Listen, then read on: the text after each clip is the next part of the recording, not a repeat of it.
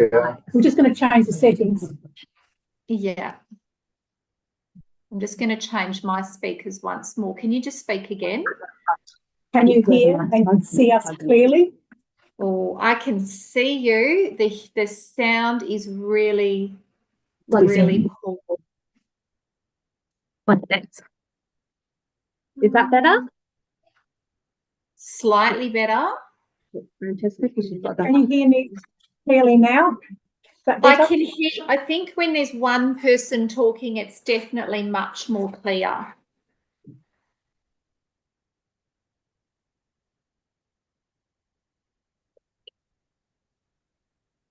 Councillor Hill has a question, I think. Councillor Hill, do you have a question? Yeah, could I have a sound check, please? I can very barely hear anybody. A few minutes ago, I could hear everything, and now I can't hear anything, really, frankly. Can you see and hear me speaking at the moment? It's almost silent. It's certainly not practical. Okay. We'll just try again. Can you see and hear us okay, or are you also having trouble with sound? I can hear you fine. It's a bit muffled, but I can certainly make out what you're saying. We're just going to try and improve the system. Okay, thank you. Is this one better? Oh, that's much better for me. Is that better, Councillor Hill? Is that better? No, I can barely hear you at all, which is surprising because when I first came online, I could hear you perfectly.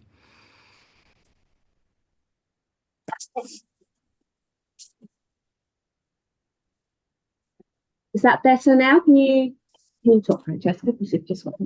Can you hear? Is that better now? Can you hear now? I can hardly hear you asking me if it's better. It's not better. Douglas McClarty here. It certainly is coming through fine on my end. Everyone's coming through very clearly. Thank you.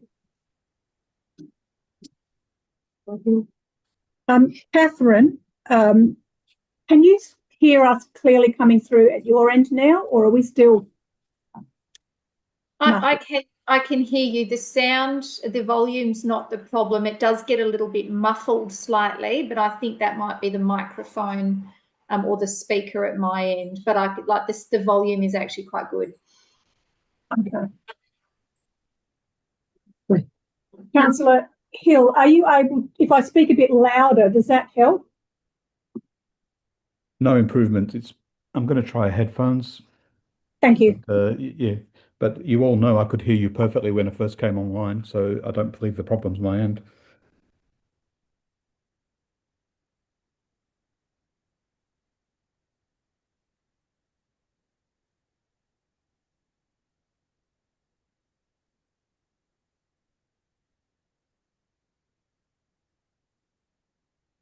Councillor Hill, is that any better with your Okay. with the? I'm good now. Better. Okay. Both Councillor Adrian Hill and Councillor Morgan Hutton, are you? Is it clear enough for us to be able to commence today's meeting for you? It's perfect for me. I'm Councillor Hill. Yes. Yeah. My name is Catherine Temple. I'm not a councillor. I'm the Manager of Planning Services at the city. Beg your pardon? I keep saying the wrong person's name. Down the bottom. That's why, yeah. Apologies. And given that we have Councillor Rowan O'Neill in the room, I was adding an extra councillor to the meeting. Okay, we now have all the correct people in our meeting today, and I will accordingly officially open today's meeting at 9:43 a.m. I would like to acknowledge that we are hosting today's meeting on the traditional land of the Whadjuk people of the Noongar Nation. We acknowledge the Aboriginal people as the traditional custodians of Western Australia, pay respects to elders past and present, and the ongoing connection between people, land, waters, and community. Today's meeting will be run in accordance with the DAP Standing Orders and the DAP Regulations 2011. Panel members, today's meeting is being recorded and live streamed on DAP website, and by being present at this meeting, attendees consent to the possibility that their image and voice may be live streamed to the public, and recordings are also made available on the DAP website and YouTube page. As is the case, panel members may refer to technical devices throughout the meeting to assist you in considering the information before you. We have 3 parts to today's meeting, and I will introduce members. My name is Francesca Lafanti, presiding member. In the room next to me is Eugene Coltaz, deputy presiding member. Also in the room further left is Heidi Hergert, specialist member. We have also in the room furthest to my left, Councillor Rowan O'Neill, representing City of Joondalup, and online we have Councillor Adrian Hill, representing City of Joondalup. We have 2 further parts to our agenda, and the members will change. Councillors from Joondalup will be replaced by councillors at City of Swan, being Councillor Mel Congerton and Councillor Rod Henderson. And again, for our final part of the agenda, those councillors will be replaced with those representing Shire of Murray, being Shire President Douglas McLarty and Councillor Angela Roberts. We have one apology for today's meeting. It is from the City of Joondalup, Councillor Rebecca Easy. Minutes for this DAP meeting will be available on the website following conclusion of the meeting and consideration of the minutes. I now will move to formally part B of the agenda, dealing with the City of Joondalup. Members, can I have a show of hands that you have duly considered all documentation with Part B and Part B related information? That is unanimous for the minute taker.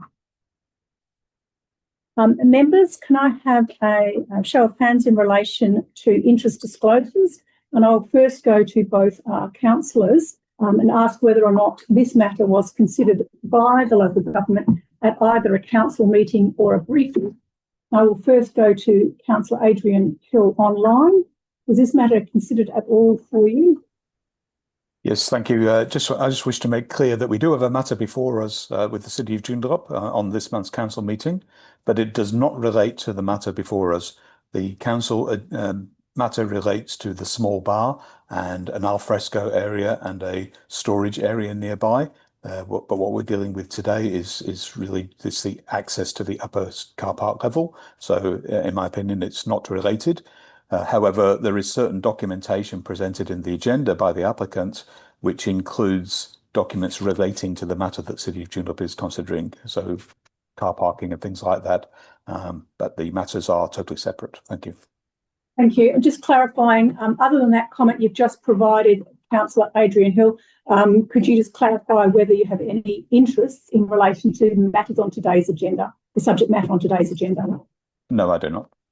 Thank you. Members in the room, including Councillor Rowan O'Neill, do any members have any interest disclosures? Just as Councillor Hill disclosed, there is a matter before us. The building is the same, it's the same complex. The businesses are separate and not related to each other. So, thank you. Other members in the room, is there any interest disclosures? For the minute taker, there are no interest disclosures on today's meeting from members, noting that both Councillor Adrian Hill and Councillor Rowan O'Neill refer to a separate matter that is not subject of today's meeting, but for which some of the material in the agenda does reference it, but not related to the matter we are dealing with. I move forward to our Form 2 application. We have obviously no Form 1 applications for consideration, and we are dealing with modifications to a commercial development in O'Mara Boulevard, Iluka. We have one presenter today, Regan Cake from Dynamic Planning, who will be presenting today. And we also have Jacqueline O'Shea from AGEM Property Group. Jacqueline? You didn't make that. Okay, no, Jacqueline. I will hand over to yourself. You've been here before. You know we have a 3-minute time frame and that we have seen the material you have provided. And I would encourage you to focus on the key matters you would like to get across to us. Beautiful. Handing over to yourself. Thanks for that, member. The Regan from Dynamic Planning Developments. We've been actively working on the Solution Plaza site since its inception, since it was a piece of dirt. So we do have a long history and awareness of the brutal, background to these applications. Ever since the inception, there's been quite a vocal local community in the area that have long been opposed to the development application, which is reflected in the number of submissions that are received on what the applications lodged through the city for this site. And that has in part probably contributed to a number of concessions that the landowner and developer have made over the years in relation to getting certain aspects of the proposal approved. And that sort of in part relates to the imposition of condition 21 and the actual restriction to Propellers Avenue first floor car park post 10 p.m, which this application seeks to amend and remove. Our position is that we disagree with the City of Joondalup recommendation for refusal and request that adopt the alternate recommendation. We are of the view that the planning framework and the amenity outcomes that result from unrestricted access to this first floor car park are acceptable, and the planning framework certainly makes no reference to any sort of time restrictions or access restrictions to that first floor car park. As you mentioned, we've all viewed the submission or the deputation request that I put in, so I won't go into that in any sort of significant detail. I will clarify, given some of the comments around the small bar application that is going to council behind the scenes. There was information that was provided in my submission that did relate to or was produced for the purposes of that application. That was really just provided for context around activity in that first floor car park in the evenings.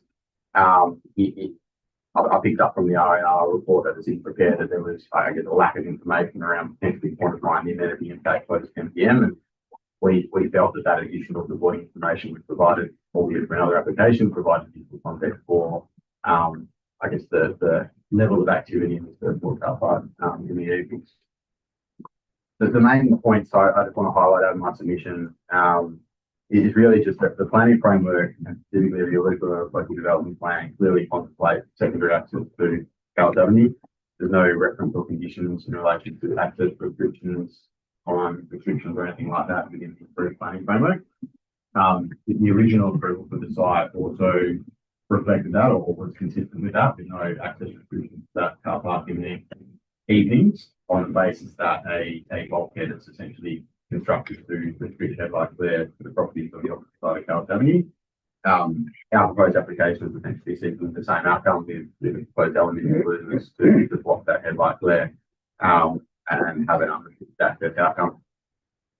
In relation to amenity, I think I went into that in detail in my submission, but the main point I want to make is that at 9:59 p.m. the amenity is considered acceptable, but at 10:01 p.m. it isn't. I don't see how that can necessarily be the case. We were in the same sort of period at 10:01 as we are at 9:59. And as we sort of set out in our submission, more than likely the activity on that first floor car park is going to be decreasing by way of vehicle activity and noise and like that. Given these points and the submissions that we lodged, we can't request that the stop the alternate for approval. Thank you. Members, are there any questions to this presenter? We go to Heidi. There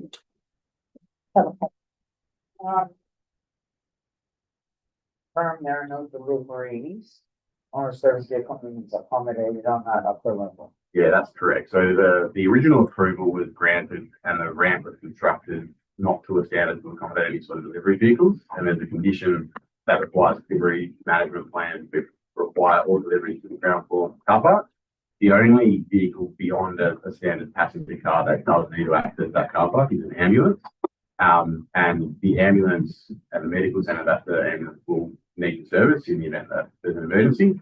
They'll be given a key to the element included to unlock and ensure there's sufficient clearance available. Okay, I'll get to that in a minute. But in terms of, because while the without security of service delivery, for example, it's obviously accommodated by vehicles, undertaken by vehicles further than $399, meaning like an MRV or 12.5, or even larger. Clearly, those can't be accommodated in the context of the vertical clearance requirements of anything or anything. But what about other deliveries?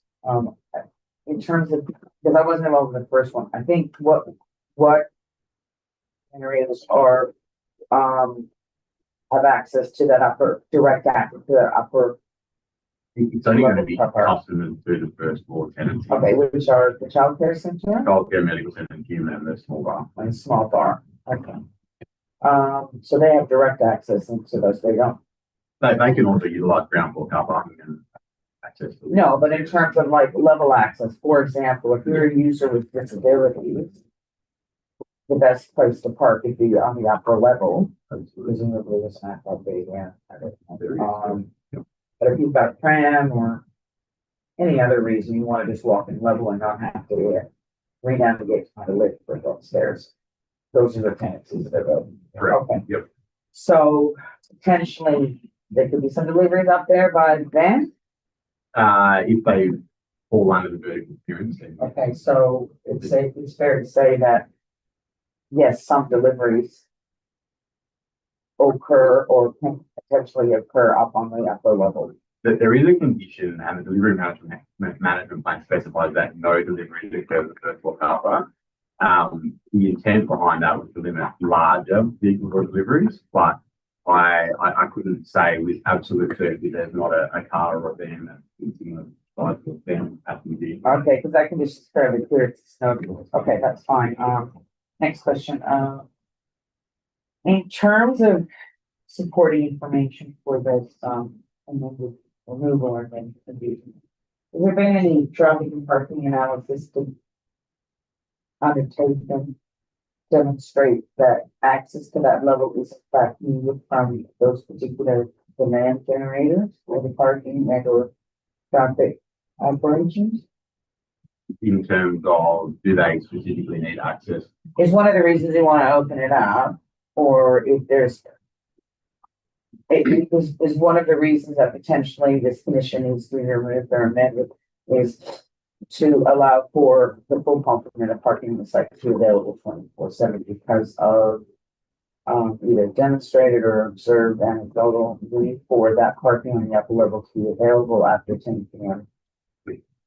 The proposed development and activity beyond 10 p.m. I think would be well and truly serviced by parking of the development. I wouldn't say that's a specific need or requirement for those first floor tenancies. I think it would certainly be easier for a small bar where it does operate beyond 10 p.m. to have access directly to that first floor car park. But the main objective or reason behind the application related to ongoing vandalism with the burn gate that was installed at the site, which is costing the landowner a lot of money. And the fact that we didn't consider that there is unreasonable and that should the access be unrestricted. So no, there hasn't been any traffic and parking assessment done and appended to the application that we're aware of. It's considered to count for the support. We're opening up that car park for additional parking and not so that.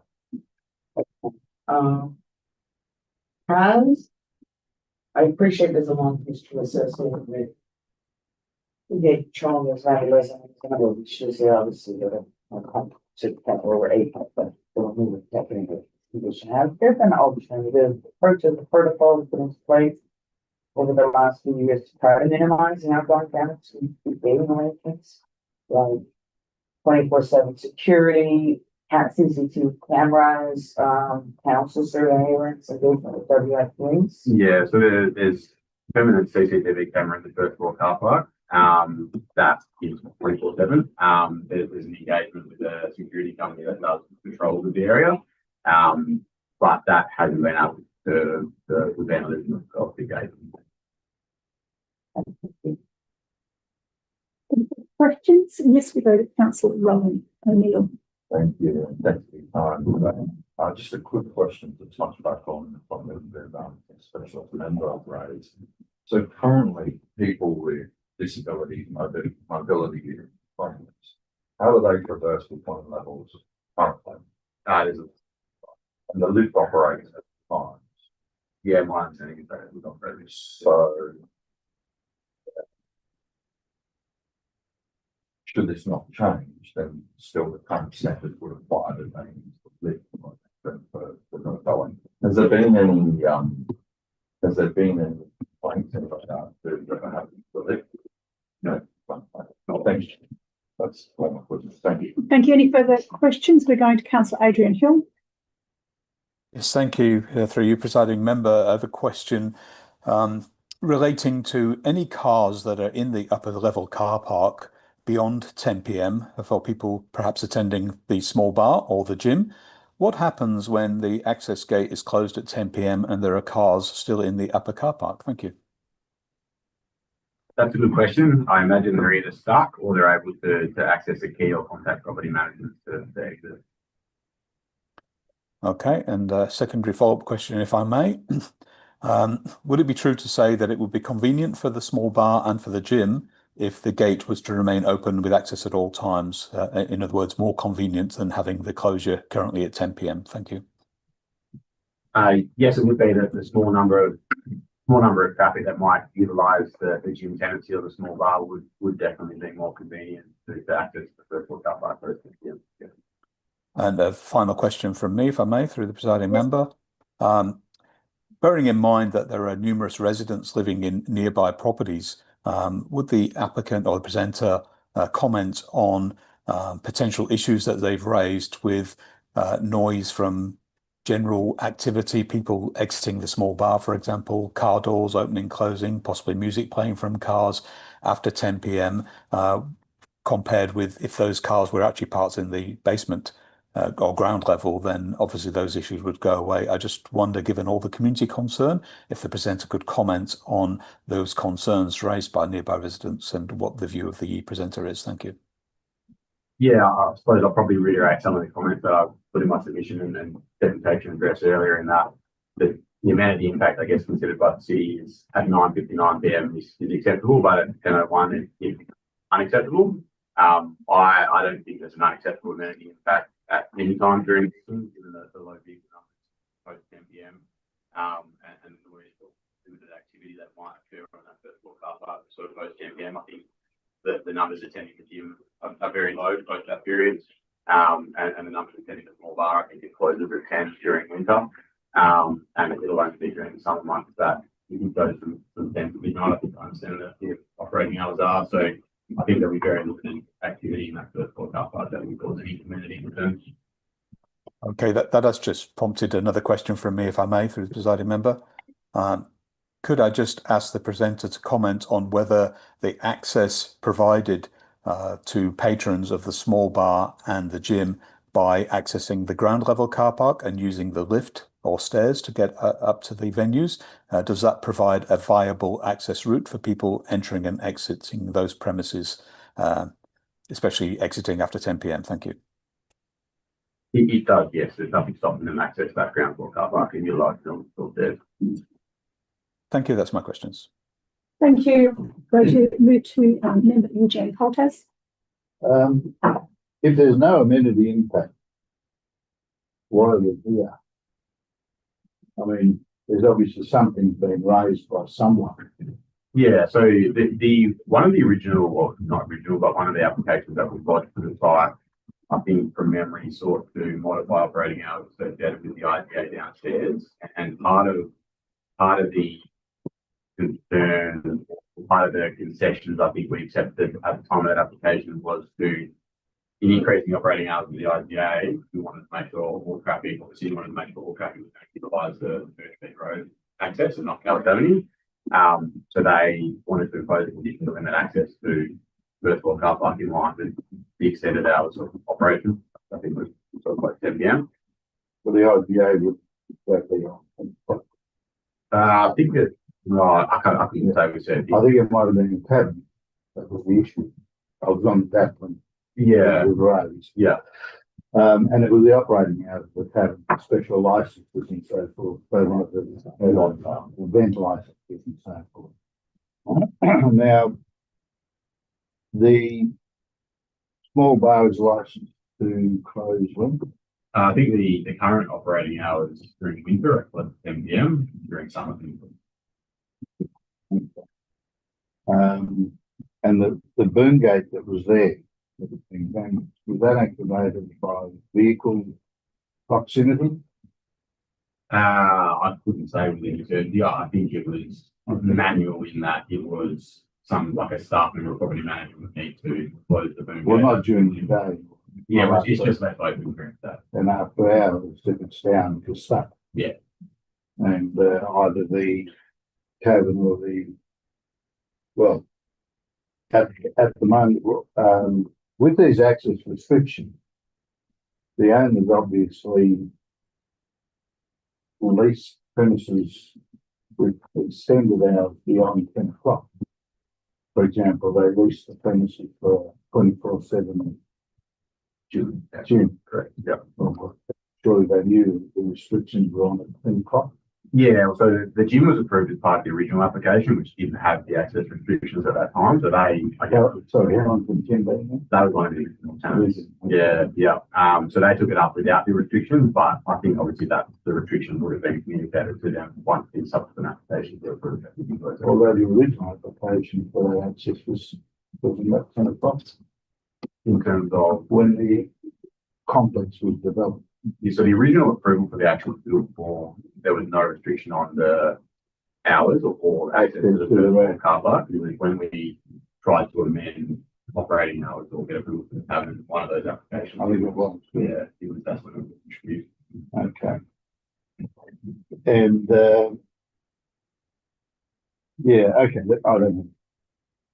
Thank you. I have a question relating to your comments about one, removal of the condition, but two, you've also flagged an opportunity for an alternative solution, which I understand is quite similar to the original approval. It just now is a bar that is removable. But I note back in 2023, that modification, which resulted ultimately in the boom gate, was the rationale was it didn't need emergency vehicle access and possibly other larger vehicle access. Yeah. So I suppose in the context of that, my question is essentially why now? And how would a manual operation of the removal of something like a bulkhead work in practical sense? It seems a very unusual planning solution to appropriately managing the principle of amenity in place. Yeah, so the original application proposed that like a concrete bulkhead, that was completely removable. That didn't work for ambulance access to first floor medical centre. So we saw an amendment to replace that bulkhead with like an over high bar with rubber flaps that were hanging down to the blockhead like there. The rubber flaps ended up having pretty minimal impact in terms of mitigating any sort of headlight glare, and the boom gate was installed to restrict that both empty anyway. So in I guess responding to the amendment related headlight glare associated with this application, the landowner looked at alternative solutions that would work for both ambulance access and also mitigation of headlight glare. The solution and provider that they found was something that was like an aluminium glue that could be attached to the overhead over high bar, and then it's under lock and key, so you can give the medical centre a key to unlock it and then swing it up to allow ambulance access underneath and to come and go. And then when they no longer need it, they can swing it back down and lock it up. So that solution that you're offering? Yeah, that was part of the application, and that's something we put to the city to say we're more than happy to do. So that solution requires essentially daily operational management to so it's only lift and drop. It's only in the event that an ambulance provides access to the medical centre, which I understand is very infrequent because all other standard passenger vehicles would be under the high bar. Under the fixed element. And so my final question along the same specific matter on the solution that you put forward, typically planning conditions attempt to be fixed or permanent rather than manual. What would you say to the query that once raised, what is the mechanism to ensure it is lowered, as opposed to once raised just leaving it and letting people come and go as they wish? Yeah, what is the mechanism? The management matter, and I guess it would be the responsibility for the medical centre to reinstate the legal once the ambulance doesn't need access. Whether it's the management plan or something. condition associated with that, then we're more than welcome to accept that. So that solution would still limit use of the car park after hours for certain vehicles. Well, the intent is for larger vehicles to not access that first floor car park at all, any time during the day whatsoever. The aluminium roof solution, because ambulances are larger and over height and wouldn't fit under the previously approved bulkhead, there needs to be an alternative solution that blocks headlight glare for standard passenger vehicle that can fit under the aluminium roofs, but also there needs to be an ability to shift it when an ambulance could actually first floor car park, which is very frequent. Thank you. That are my only questions. Yes, we have a further question. Would you like to answer your question, Councillor Rowan? Thank you. Just a question on the Uber there. I'm trying to understand it because it's an emergency vehicle. Obviously, comes time of emergency for the medical centre there. Can you explain to me the practical operation of something like that? Somebody steps on the ladder. I'm not certain. I want to understand if it's a practical solution or if it's essentially a sky solution. Yeah, so it's exactly that. It would be ladder, unlock, swing it out, and it goes in, swing it back in. Who does it? People Start with the medical centre. would they stop the, I understand it being, on premises like that, people trying particular things. So somebody would be netting that out all hours or. It would only be when there's an emergency, so the staff would be aware that an ambulance has been called and they would be able to then go to the high priority of Sorry, I'm just struggling with the practical sense of that. That's fine. Thank you. Thank you. Yes, we have another question from Heidi here. Follow on from Councillor O'Neill's question. That's all very well and good during the operating hours of pub, obviously medical center, the type of fresh, etc. But after, let's just say conceivably after 11 p.m., what I understand, or you both can the pub is closed and the bar is closed. What happens if there's an accident in there at 3 o'clock? Nothing certain. And where's the staff of the Well, they're while there's cameras on the site, that doesn't help if they're not actually there to fix the movers and release them, like that. So who's gonna do that in the middle of the night? when you say accident on the side. Well, just say the ambulance needs to access that upper level I would say outside of any operating hours associated with the commercial tenancies there. Who's gonna be on site to actually unlock those movers? I would say an accident is probably pretty unlikely if the whole That doesn't answer my question. You just stated that there'll be somebody there that will either put on an access code from C-26 that or key to release the aluminum lever. Outside of those hours, who's gonna actually allow gonna be there to release those levers or provide a code or access to an emergency vehicle to get it down? It could be the property managers who you can call 24/7, or it could be the security staff. But if the whole development's closed and there's no activity there, I would say the one with an accident that would accessing it first floor car park would be closed. Was the basement car park open up there? So somebody could get up with. Yeah. And off Callis Avenue, there's a ramp that the ambulance could run again the upper road. Yeah. So it's not inconceivable that there'd be areas, if there's an accident, I'm sure we're going to find it. They can be, There is a gate at Callis Avenue, is that locked up there? it's only a requirement for the vehicle access. So it's the gate that gets locked up there. The boom gate, this is what it's But not a boom gate, it's a closed gate, it swings out. for the vehicle access. Yeah, Yeah. So the swinging gate is what gets locked, or should get locked. should be locked after. Yeah. And that metal bar, that allows an ambulance to hit that and drive through. Yeah.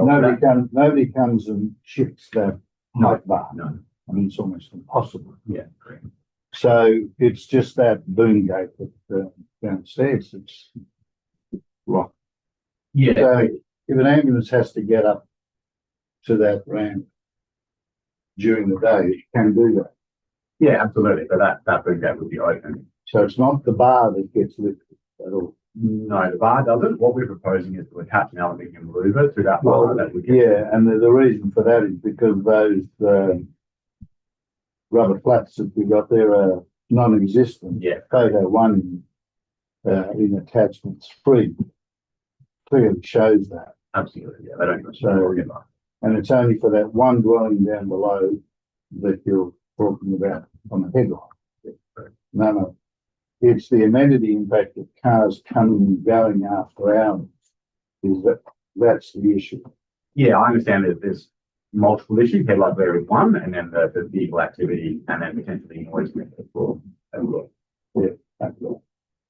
Interestingly, there's a car park on the ground floor, and residents abutting with that Mykonos road. It's a shared access, so they Shared actually come And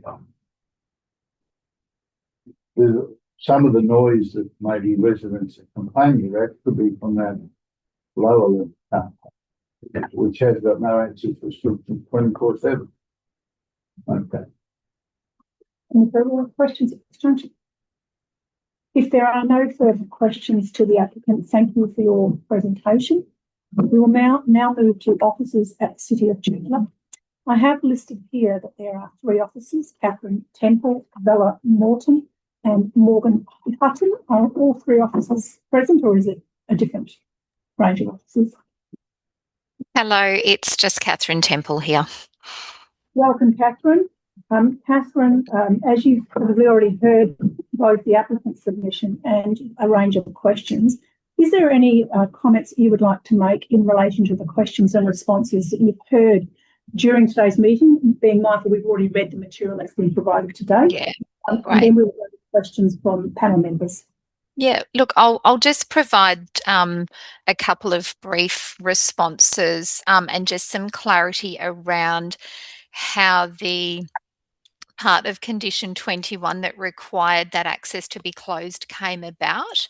So the application was originally approved by the DAP back in May 2019, and that was following a Section 31 reconsideration. And at that time, so that was in May 2019, the approved hours for the supermarket and the liquor store were 8 a.m. to 9 p.m. 7 days a week.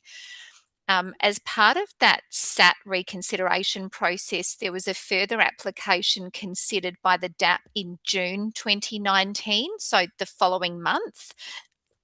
And that is where the hours of operation for the supermarket and the liquor store were amended to 6 a.m. to 11 p.m. 7 days a week. And that part of condition 21 was introduced at that time in response to concerns that were raised during the consultation process in relation to amenity impacts associated with the increased use of the upper floor car park late into the evening. So that requirement has been in place pretty much since the development commenced. That came into play 1 month after the original approval was granted. Look, I was not able to hear a lot of what the applicant stated in their presentation, so I'm sorry I can't really respond to much of that. What I can say is I do note that they did provide a couple of reports, and as it's been pointed out, the reports they provided with their presentation do not relate to this application. They were not submitted as part of this application, and nor have they been considered by the city in its assessment of this particular application. I guess on balance, and noting that there was a decision back in 2022, to remove the access restriction. That was refused by the DAP at that point in time. on the basis that there just wasn't enough information that those amenity impacts had been addressed, and noting that there is obviously a 24-hour gym and a small bar. I think that just furthers the concerns that if the access was available 24/7, the potential impact to the amenity of the adjoining neighbours. So there's an apartment building next door, and then there's a series of sort of townhouses as well down Mykonos View that would be impacted by increased activity late at night. I'll leave it at that, and I'm happy to answer any questions that any of the panel members have got. Thank you. Panel members, are there questions to City Officer? Yes, we have questions from member Eugene Coltas. Catherine, the townhouses that back onto the complex, they came later, didn't they? They weren't there when the original building. No, that's correct. They came later. Yeah, I'm familiar with the fact that they're being built when you were considering the extended hours for the tavern. So we're here today because the applicants have wanted to change the hours of operation, and there have been a number of complaints about noise and general antisocial behaviour, which you've addressed in the responsible authority report as something that is likely to happen, whether this opens at 10 o'clock or closes at 10 o'clock or not, because you've still got the tavern and people moving in the area. Have the amenity concerns been because of the vehicles moving in and out of this area after 10 p.m. or even before 10 p.m? What are the 10 of the complaints? Yeah. And look, thanks for the question, and through the presiding member. And as you'd be aware, there's a fair bit of history to this site, and originally in the Iluka structure plan, the land use of tavern was actually a not permitted use in on this particular centre. That was actually approved by the DAP panel on the basis that structure plans didn't have the force and effect of the scheme and are a document of due regard. And so a tavern went into the centre, I guess, without the local residents realising that could happen. And obviously a planning decision's been made, and we deal with that decision. In terms of, I guess, the amenity impacts associated with those types of uses on the site, certainly can appreciate that that people leaving those premises late into the evening can certainly cause amenity impacts through, talking loudly and those sorts of things, and just generally leaving the area. I think the issue that we're dealing with here is whether or not removing the access restriction to allow vehicles into that upper floor car park is going to result in a further increase to amenity that would be unacceptable. And the city's argument, and as we've outlined in our responsible authority report, is, in our view, that would be an unacceptable impact. It's pushing the potential for there to be increased vehicles up there. The applicant has acknowledged that there's uses that operate past 10 p.m. I think small bars have licenses to operate until midnight, and whilst the small bar there in winter may only open until 10, from what I heard, they actually in summer do open later. And so that then increases the risk, and there will be more people around late at night. If we then throw more vehicles being able to drive up that ramp, park in that car park, there's then that risk of people milling around and standing around and talking as they're leaving the premises that can cause an impact on those neighbours. And by retaining the access restriction, that's one thing that we can do to try and minimise those types of impacts on the surrounding residents. Okay, thank you. I was going to A couple of questions I've got. Thank you. Could you just talk to the comment about that was raised earlier on relating to residential amenity impacts pre and post 10 p.m. and what does the city say in relation to that comment? Essentially, that there's very little with the pre 10 p.m. There are no general issues regarding access, but post 10 p.m. there is issues regarding vehicle access and the resultant impact associated with that. Yeah, thanks for the question, and I'm not sure what the applicant was referring to when they made a statement around it being acceptable at 9:59 but not at 10:01 p.m. I think there was obviously a decision that was made back in 2019 that limiting access from 10 p.m. to vehicles to that upper floor car park was an appropriate mitigation measure to try and reduce amenity impacts on the nearby residents late into the evening. Now, it is a centre. You're going to get people, and it's not necessarily limited to this centre. You're going to get people from time to time that may make decisions to make noise later at night, and there's not much that you can do to control those sorts of people. I think from a planning perspective, what we can do is to look at appropriate mitigation measures to attempt to minimise the potential for that to happen, and that's why we're of the view that maintaining this access restriction is an appropriate measure to try and limit that as much as we possibly can.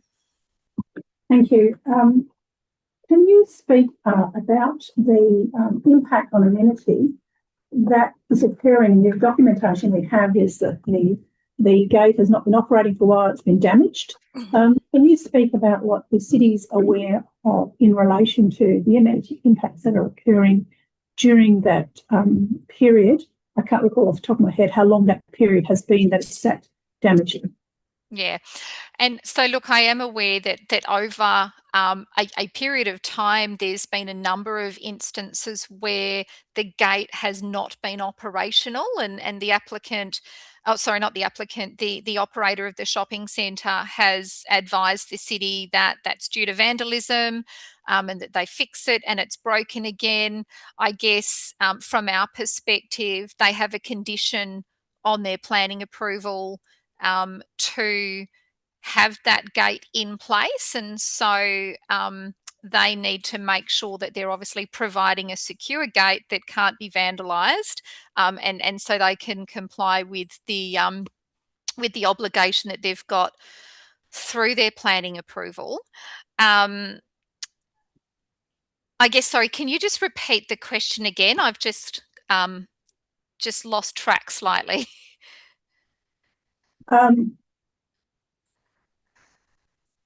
So I'm curious about the material we've got talks about the gate, the vehicle gate has been damaged and non-operational, allowing vehicles, by extension, allowing vehicles to come and go from the upper area at any time. So my question specifically relates to your knowledge about how long that's been going on for, and the level of impact that the city is aware of in relation to noise and glare, which I understand are the primary issues associated with this. Yeah, sorry, and thanks so much for just clarifying that for me. And so certainly the issues associated with the function or functionality of the gate have been ongoing for a number of years.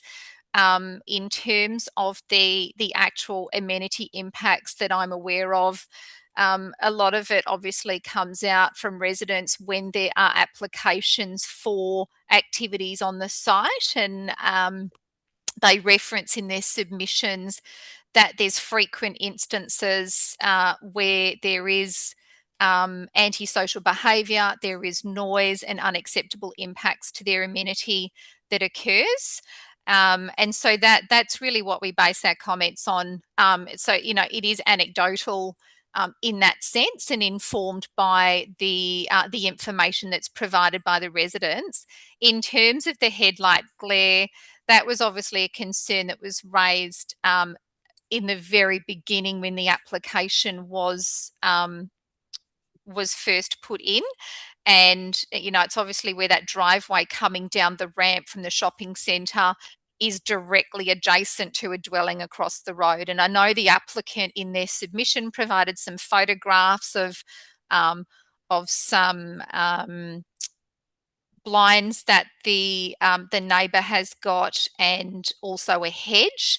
I guess from our perspective, whilst those measures may certainly aid in reducing the headlight glare impact, it's certainly not the responsibility of that adjoining landowner to mitigate the impacts that are associated with the activities on the site across the road when there is a specific planning condition put in place to control that. Thank you. My final question relates to the operation of the centre currently, and I'm comparing, the question relates to access and noise at the upper level, which can occur through accessing the site via the alternate driveway.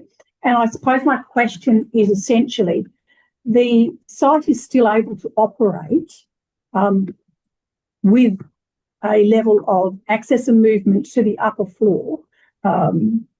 What do you say the difference of impact from the operations of the upper floor, particularly around noise and pedestrian movement associated with that would exist either currently or as a result of either retaining or removing? So I'm trying to get an understanding of the amenity change that would occur, impact or otherwise, by removing the gate or the swing gate.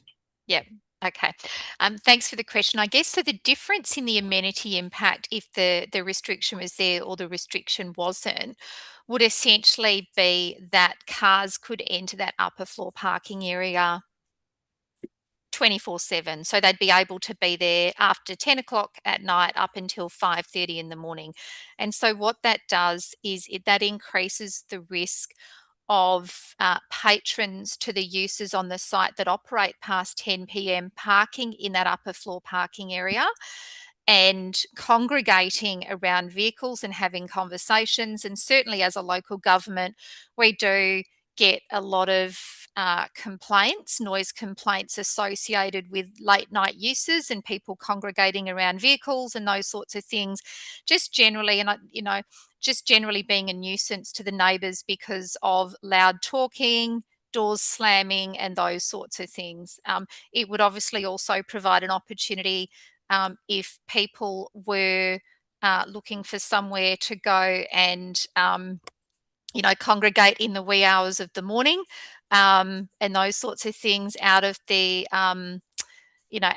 streets. And that certainly does happen in other centres where you may have groups of people that may go and congregate with their cars and that sort of thing. So that it just increases that risk of those amenity impacts occurring between the hours of 10 p.m. and 5:30 a.m.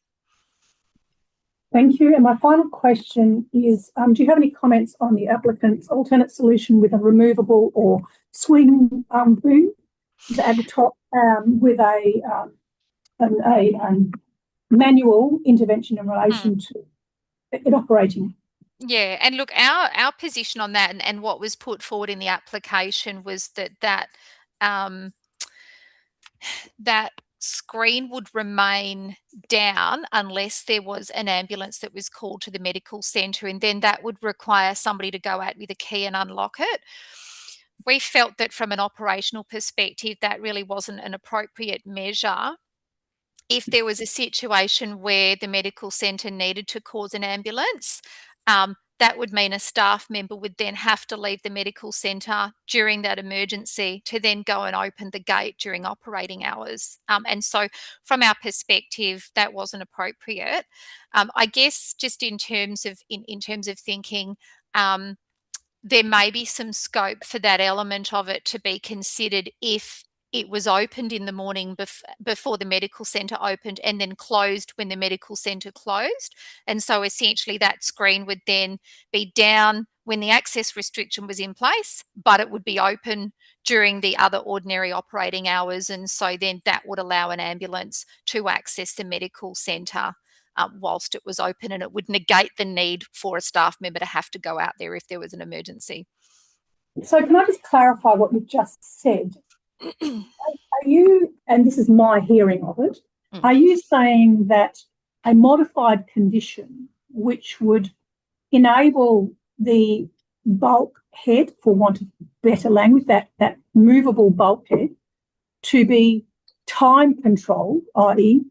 closed from between 10 p.m. and 5:30, I think it is, a.m. And are you saying that would satisfy the concerns that the city has as a solution to managing noise and glare? Is that what I just heard? No, it would satisfy the concerns around glare, because that would mitigate headlight glare. And I think, obviously in winter it gets dark earlier, so you're going to have headlight glare coming from sort of 6 p.m. in the evening. But it's not going to solve noise. And that, I guess that's the fundamental issue, and the crux of this is the applicant is seeking to have the access restriction moved so they don't need to close that gate at night. But putting a screen in to mitigate headlight glare is not going to impact on that. But I think what I was trying to say is, if the DAP is of a mind to consider that particular operable screen an appropriate mitigation measure for the headlight glare, then that might be able to work if that had some sort of timing around when that was opened and closed to enable an ambulance. Right. There's another question, I think, from Member Eugene. Yes. Catherine, looking at the proposed louvered solution for headlight glare and removing that to allow an ambulance, for example, how practical would it be to remove that when an ambulance arrives? I mean, it's 6 metres wide by several hundred deep. What does it weigh? Look, I don't know. I'm certainly not an expert in operating those sorts of I don't think things. anyone is, because it seems like it's fixed to the bar and hangs below the bar. Who's going to come out there and remove that to allow an ambulance? Did the applicants provide you with that information? I forgot to ask them. Yeah. Look, certainly in terms of what was presented in the application, it was that a member of staff would come down in the event that they needed to and open that up to allow the ambulance to come in. Well, what mechanism? They'll have to lift it up. There's no. Can I just ask the applicant this one? Yes. How do they move that? The intent was that it would be swung up and relocked. Swung up. But what mechanism is there to swing it up? There's nothing showing us how it's to be swung up. Yeah, so what does it weigh, including the bar? What does it? So the bar would stay the same, and there'd be an aluminium element that's fixed to it, and the swinging component would be based on that. And it's aluminium, but I couldn't tell you how much it weighs. I reckon it would weigh several hundred kilos. It was aluminium? Of course. Yeah. I mean, it's 6 metres wide by several hundred feet. I'm trying to find out how you propose to move them. Yeah, well, so the proposal, the receptionist comes out and swings it. That was the intent. Yeah. Okay. Thank you. My final question, if there's no other questions, my final question is back to yourself, Catherine. And my question goes to the material in the RA, and I'm referring to the beginning of the RA in the background section, and it talks about the previous approvals on there. So I just want to get some clarity from you. And in the previous, page 2, the very top, the bottom of page 2, talks about the original application and condition 21 that included a bulkhead feature at the entrance of the upper floor to manage parking and access. I then note that following that, in a month or so later, the determination was made to close the entry through the bottom point, which is you've spoken about today. My question in relation to the first matter, how is this potential solution with the swinging boom at the top different from what was approved initially? Yeah. Am I missing something in there, or is it something similar? Yeah. So when the application was first approved, it was actually approved with a bulkhead design that was actually part of the building design, and so it was a rendered I guess finish, and that was intended, obviously from a design perspective, but also to mitigate headlight glare, and that was installed. And my understanding, and I think that the applicant referred to this in their presentation, was once that was installed, it was actually discovered that that would not allow ambulances to enter simply because it just didn't have the height to allow them through. So they actually removed that bulkhead that was approved in the original application, and then sought retrospective approval for the removal of that and to replace that with a height bar and a rubber flap. And so the condition 21 that was imposed originally, my understanding with that was around making sure that there was mirrors and appropriate safety measures in place so that vehicles and pedestrians could coexist in that environment in a safe manner. So in that context, I'm coming back to the same point. So earlier on, we talked about a solution put forward by the applicant that has a swing gate that potentially could be opened in the morning and closed in the evening, allowing all movement, particularly for emergency vehicles. This solution that you've just talked about, which was part of the original design, which included a rubber flap so that emergency vehicles could go through, did that have any other restrictions on the concern about other vehicles using the site at a lower level that could go under that bulkhead at any other times? And I'm trying to separate out the bulkhead from who does it actually stop in the original approval and who is it stopping now? Because it appeared to me that a bulkhead lower may stop a larger vehicle or an emergency vehicle, but it won't prevent lower level vehicles accessing the site through those hours of 10 p.m. to 5 a.m. that is. Yeah. Yeah. Can you clarify that position? Because that's my understanding of what the original approval was. The gate was put in as a request as an alternate provided by the applicant, which effectively prevented access through other times. But the original doesn't appear to prevent access to vehicles that could get under a fixed gate, a fixed bulkhead. Yeah. Is that correct?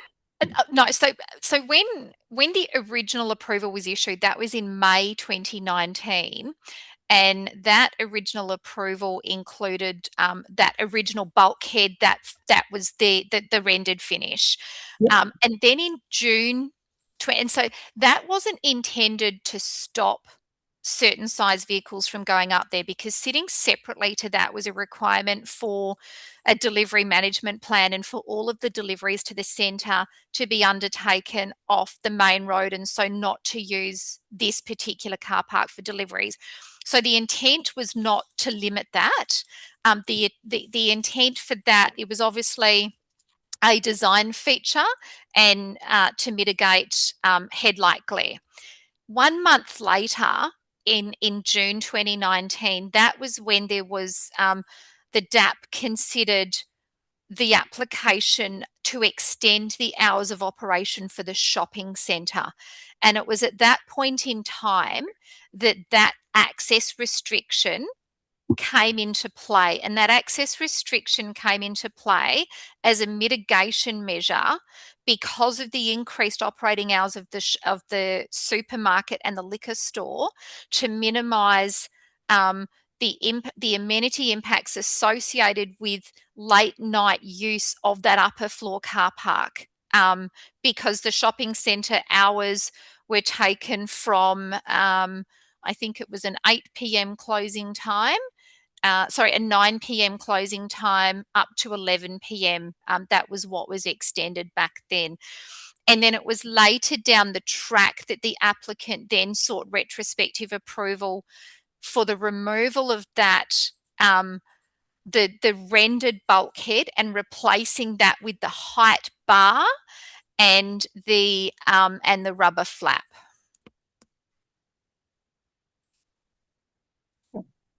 So the initial bulkhead was to do with glare, and the second matter in change of hours was to prevent access for noise.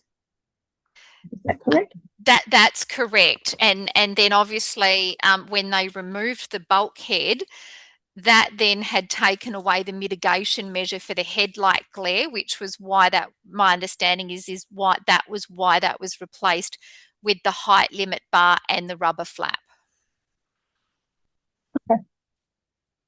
Thank you. Yes, so we have further question. I beg your pardon. Would you like to ask your question? Just a real quick one. Thank you for your time this morning, Ms. Temple. My question is actually just in relation to the boom gate. Is it currently operational?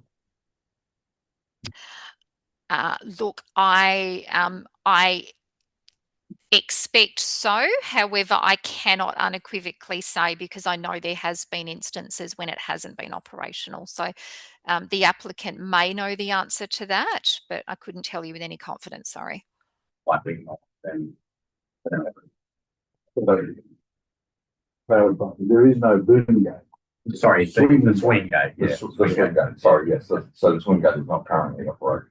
yeah. I would say more likely not. Could you then maybe alert them that it has been not operational?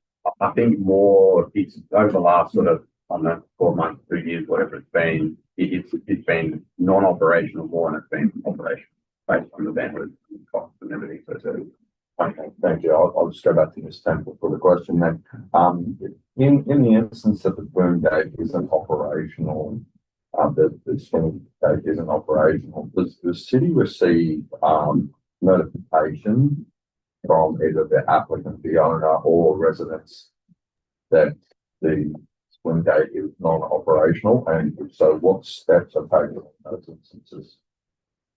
Yeah, thanks for the question, and through the presiding member. So I'm not aware of instances where the applicant or the owner has notified the city when the gate hasn't been operational. That's not to say that that hasn't happened, just that I'm not aware of that occurring. I know there's been instances where neighbours have notified the city when it hasn't been working. Thank you. Any further questions from panel members? If there are no further questions, we move back to the agenda. There is, as per the provisions of the MODAP, there is a recommendation at the beginning of the agenda. We will deal with that first before going to the other matter. And I'm now going to call for a mover of the recommendation as written at the beginning of the DAP. It is moved, member Councillor Adrian Hill, and it is seconded Councillor Rowan O'Neill. Would the mover like to speak to it? Yes, thank you. I will speak briefly on this matter. I've read all the documentation. I've listened to all the questions and answers, and I'm supportive of the RAR recommendation in this instance. My support for it revolves primarily and almost exclusively around the restricted time access and the need for it. I can understand the need for it. I can understand why it was put in place. I don't think a strong argument has been made for removing it. In terms of the vandalism or disrepair of the gate, then there are restricted access gates or barriers all over the world, and this particular location is not particularly susceptible to vandalism. So I would suggest that the property management look into a system that wouldn't be subject to vandalism. I note all the input from community in regard to this application, almost exclusively. Concerns from nearby residents about noise. I want to differentiate about noise from the upper car park. and the lower car park. So from the lower car park, obviously there's a roof above it and walls to the side. So I'm fully acceptable that, late at night, patrons leaving, for example, the tavern might make noise, but it's somewhat restricted by the surroundings, whereas the upper car park is totally open air.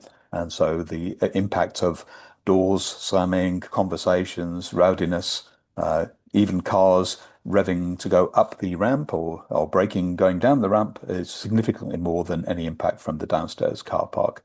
So for those reasons, I fully support the recommendation before us and encourage other. I'm interested to see what other people have to say, but my primary concern here is the nearby residents, and I understand that it would be inconvenience for the property manager and the gym and the small bar to have issues with cars being stuck after 10 p.m., for example, and it's obviously people manually opening and closing the gate. It's an inconvenience, but the amenity of the nearby residents, in my opinion, is more important than the inconvenience. And the presenter made it clear that there's ample and adequate access to the gym and the small bar from the downstairs car park using the lift or the stairs. Thank you.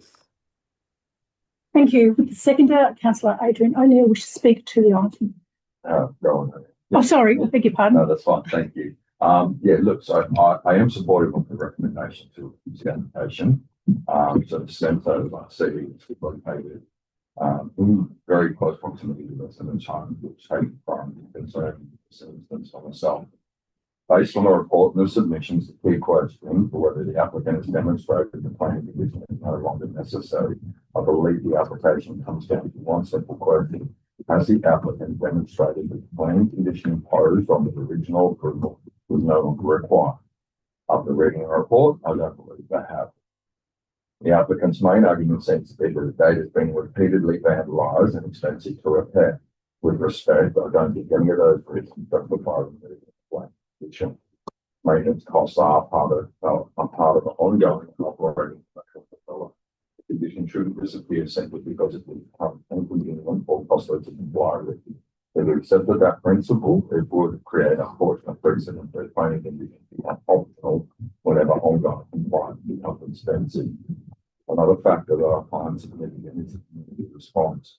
Total 35 submissions were received, including 1 neutral and 34 objections.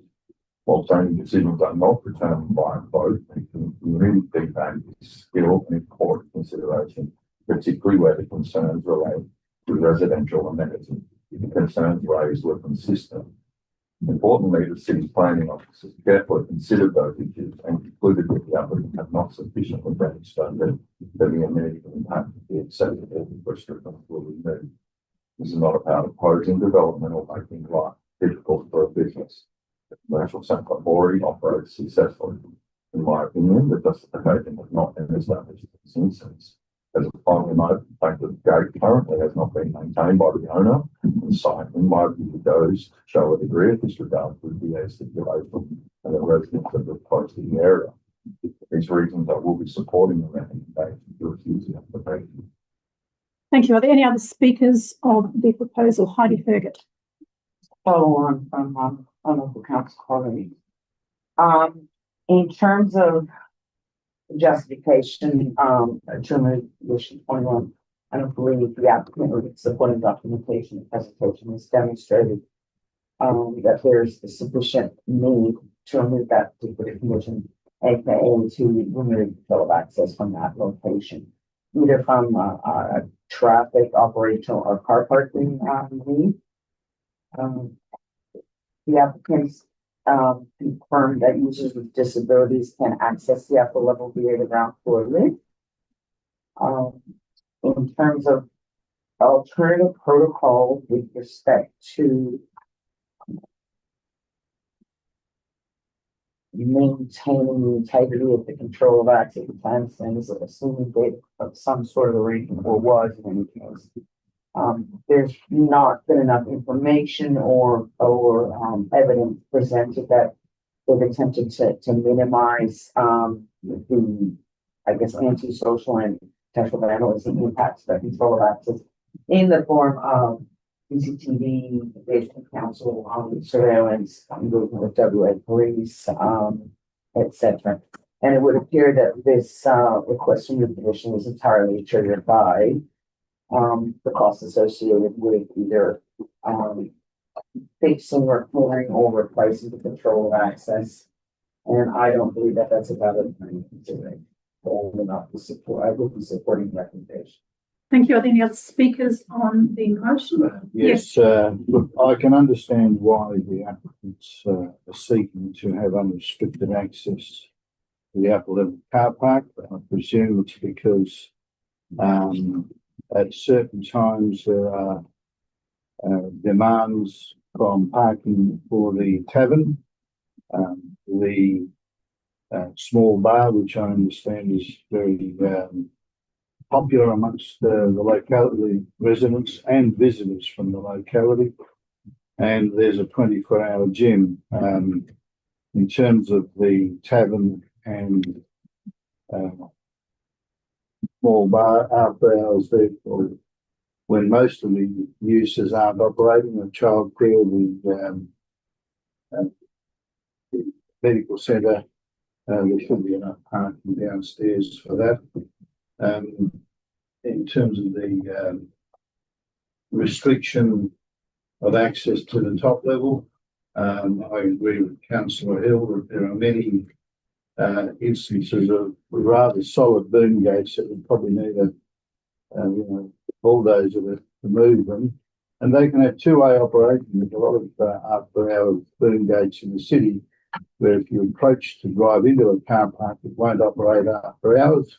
However, if you want to leave the car park, it does operate. So there's a mechanism here that can be utilised for two-way or one-way exit after hours. But if you're going to have a boom gate, even I think you get one that's sufficiently solid enough that's not flimsy. The one that's there now, the swinging gate, is steel, and I'm surprised that it does have that level of maintenance on it. So, and I agree that the noise levels upstairs are different to the ones downstairs. I have been to the premises after hours, and there is a noise barrier in the lower level car park. In terms of the argument about an ambulance getting there after hours, I don't think that's quite relevant. If there's an ambulance required at your house, they'll find a way of getting up there. So, and there is a pedestrian access to one side. So I think that the application is more about getting access to the upper level for maybe some of the uses that are going to extend. And if it's the access for the gym, well, I think people that are going to the gym, if they can't walk up a set of stairs, then they really need to get to the gym. Okay, so I won't be supporting the alternative recommendation. I'll support the recommendation before us. Thank you. I will speak to the proposal, and I am a little bit torn between both applicant's request and the city's provisions. However, today's meeting, and thank you to all the participants of today's meeting, particularly applicant and city officers, is to, for me, really clarify the corner issue associated with this. My takeaway, and this is my first involvement of this site in relation to it, so thanks to those other parties. Having read all the material and listened to everything that's been said, I am comfortable that the planning rationale for restricting the access to the upper level, particularly between 10 and 5, is relevant and real. And by that, I mean the matters relate to glare from people moving out of that upper level, and also deal with general noise of people associated with not just the upper floor, but with the site. Those are the key matters for me. Whilst I believe that there could be a solution, the proposal as presented today, from my perspective, to either one, remove it completely, or two, have a potential moving bar, which may in fact provide a level of solution. I don't think that, for me, there's been sufficient clarity around that solution to manage glare. I'm not saying it couldn't, but I'm not comfortable on the material that I've got that I could comfortably say that it manages glare. In relation to this matter, the issues are twofold, and on the current information, I am unable to support it at this juncture. As I've already indicated, I think there could be a solution relating to glare. I'm not necessarily convinced on the evidence provided to date that the issue around noise has been adequately addressed in the material I have.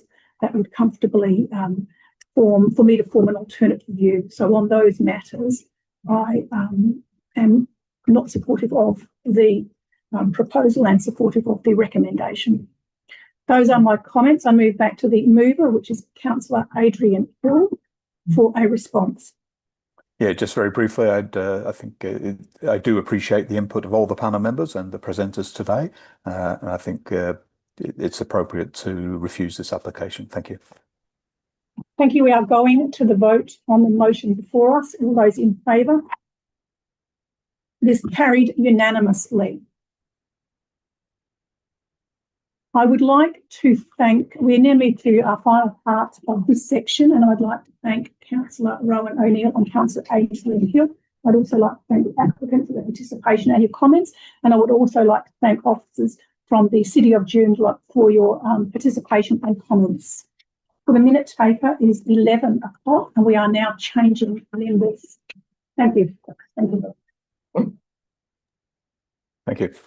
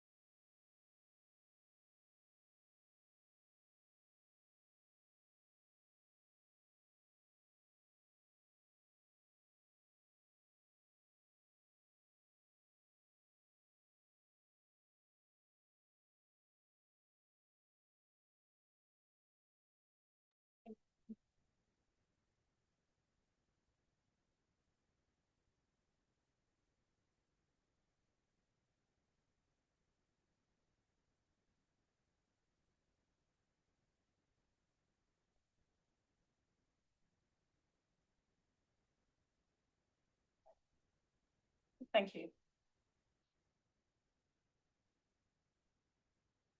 Members on.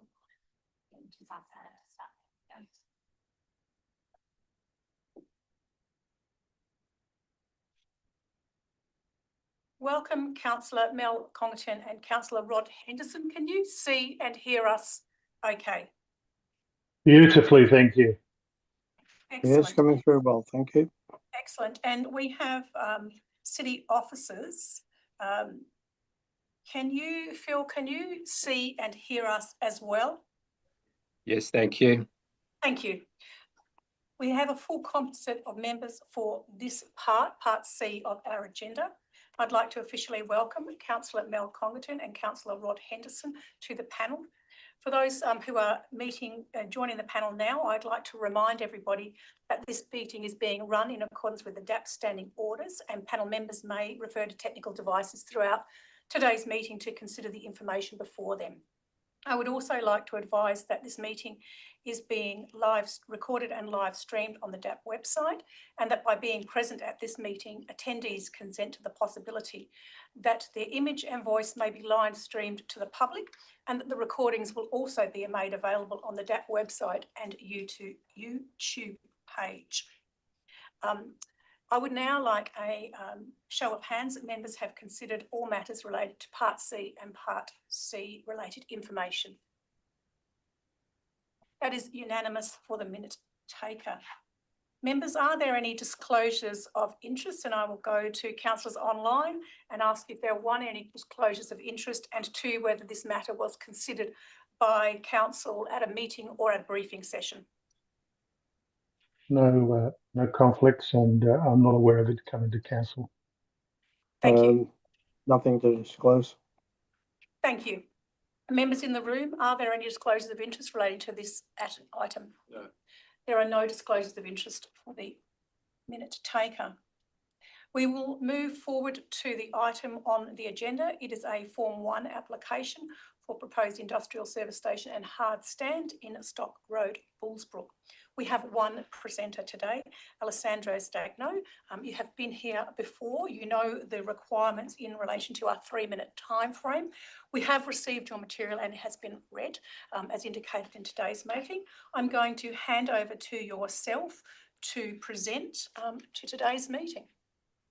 Thank you very much, Presiding Member. Good morning, panel members and city staff. I'm the applicant of the industrial development proposed at 381 Stock Road, Bullsbrook. Not a heap to say, I don't think I'll need the full 3 minutes. The development's recommended for approval, and the city's put forward a very thorough officer report, which articulates the reasons why this development's worthy of a favourable decision.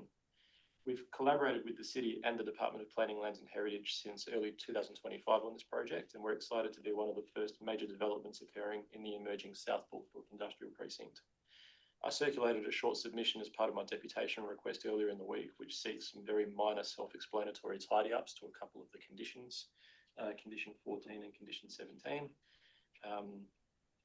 We welcome any feedback from the city on that during question time, but more than happy to answer any questions at the acknowledgement to the panel. Thank you very much. Thank you for your presentation. Panel members, do you have any questions to the applicant?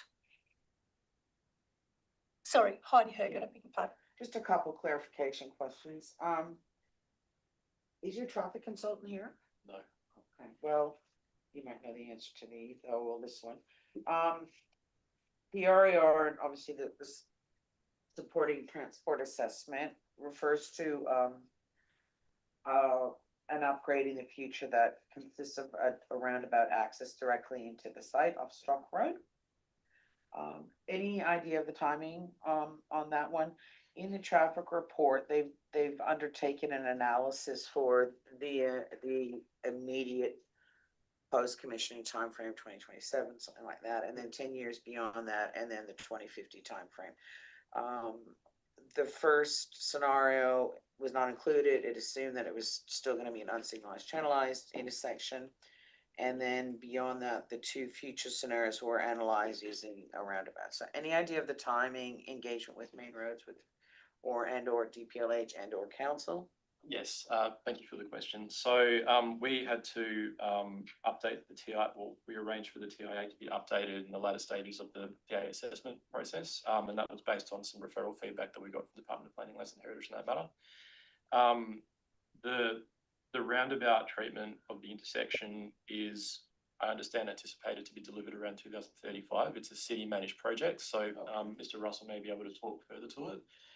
But we obtained some further detailed information in terms of roundabout concept designs and in anticipated timeframes from the city and the department in the latter stages of the DA assessment, and that's what informed the final changes to the TIA. Okay.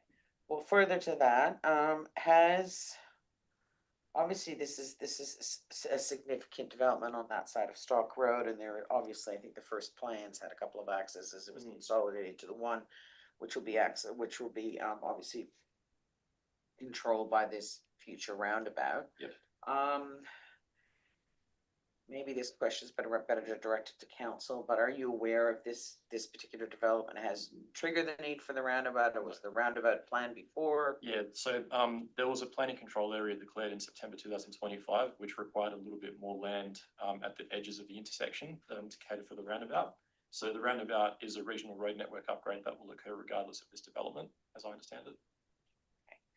All right, thank you. Next question. In terms of the traffic generation, and again, you may be able to answer this question. There's obviously a number of different elements on the site. Fine. My question relates to the hard stand. Yeah. Now, I'm well aware of how these developments operate. Obviously, I'm a consultant in my other job. Is there expected to be that significant of a turnover in terms of the demand on the hard stand? It just seems the numbers are high. I mean, obviously I'm coming from the perspective, potentially, is that conservative?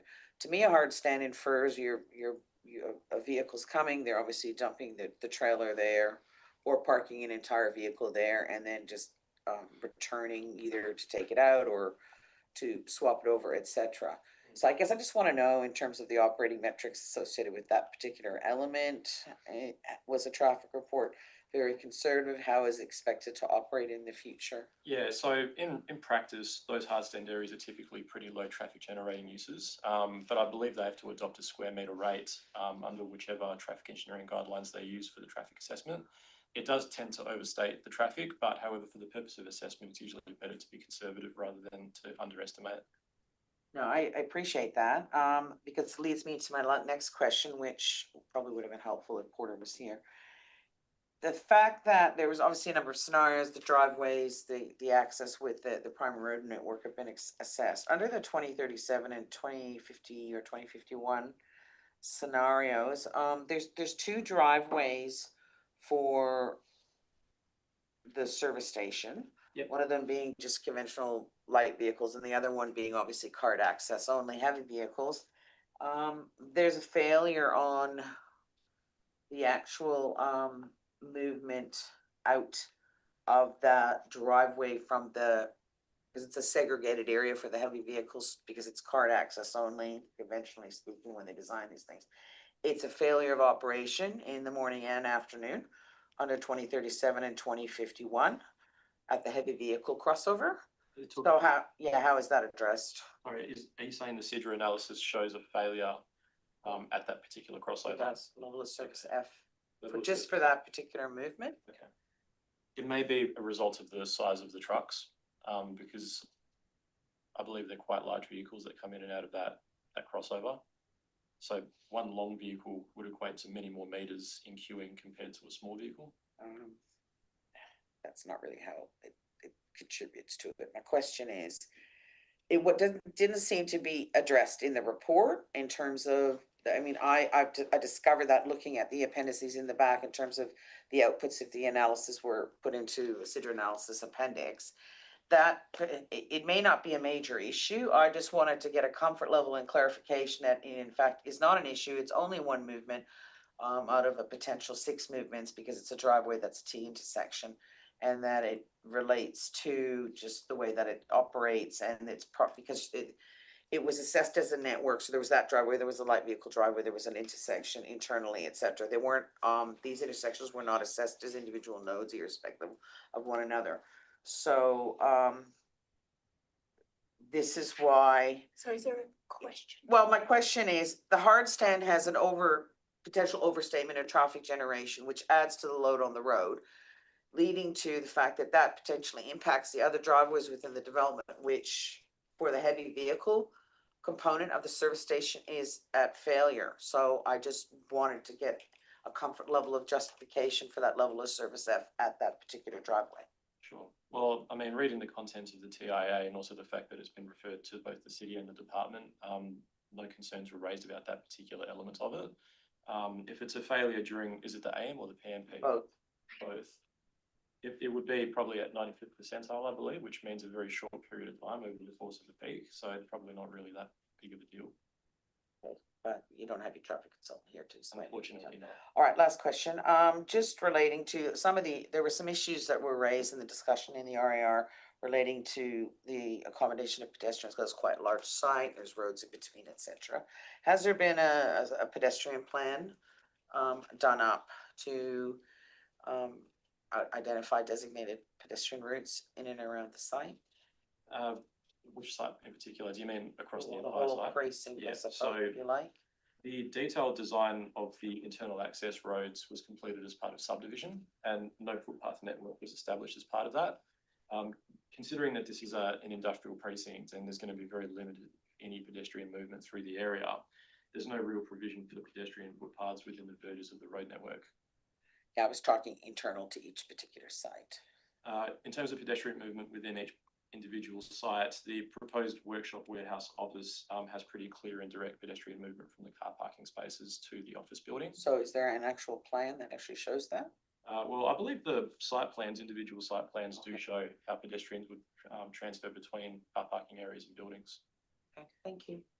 Thank you. Are there any further questions from panel members to the applicant? If there are no further questions, thank you to the applicant. We now move to city officers. Welcome Phil Russell to today's meeting.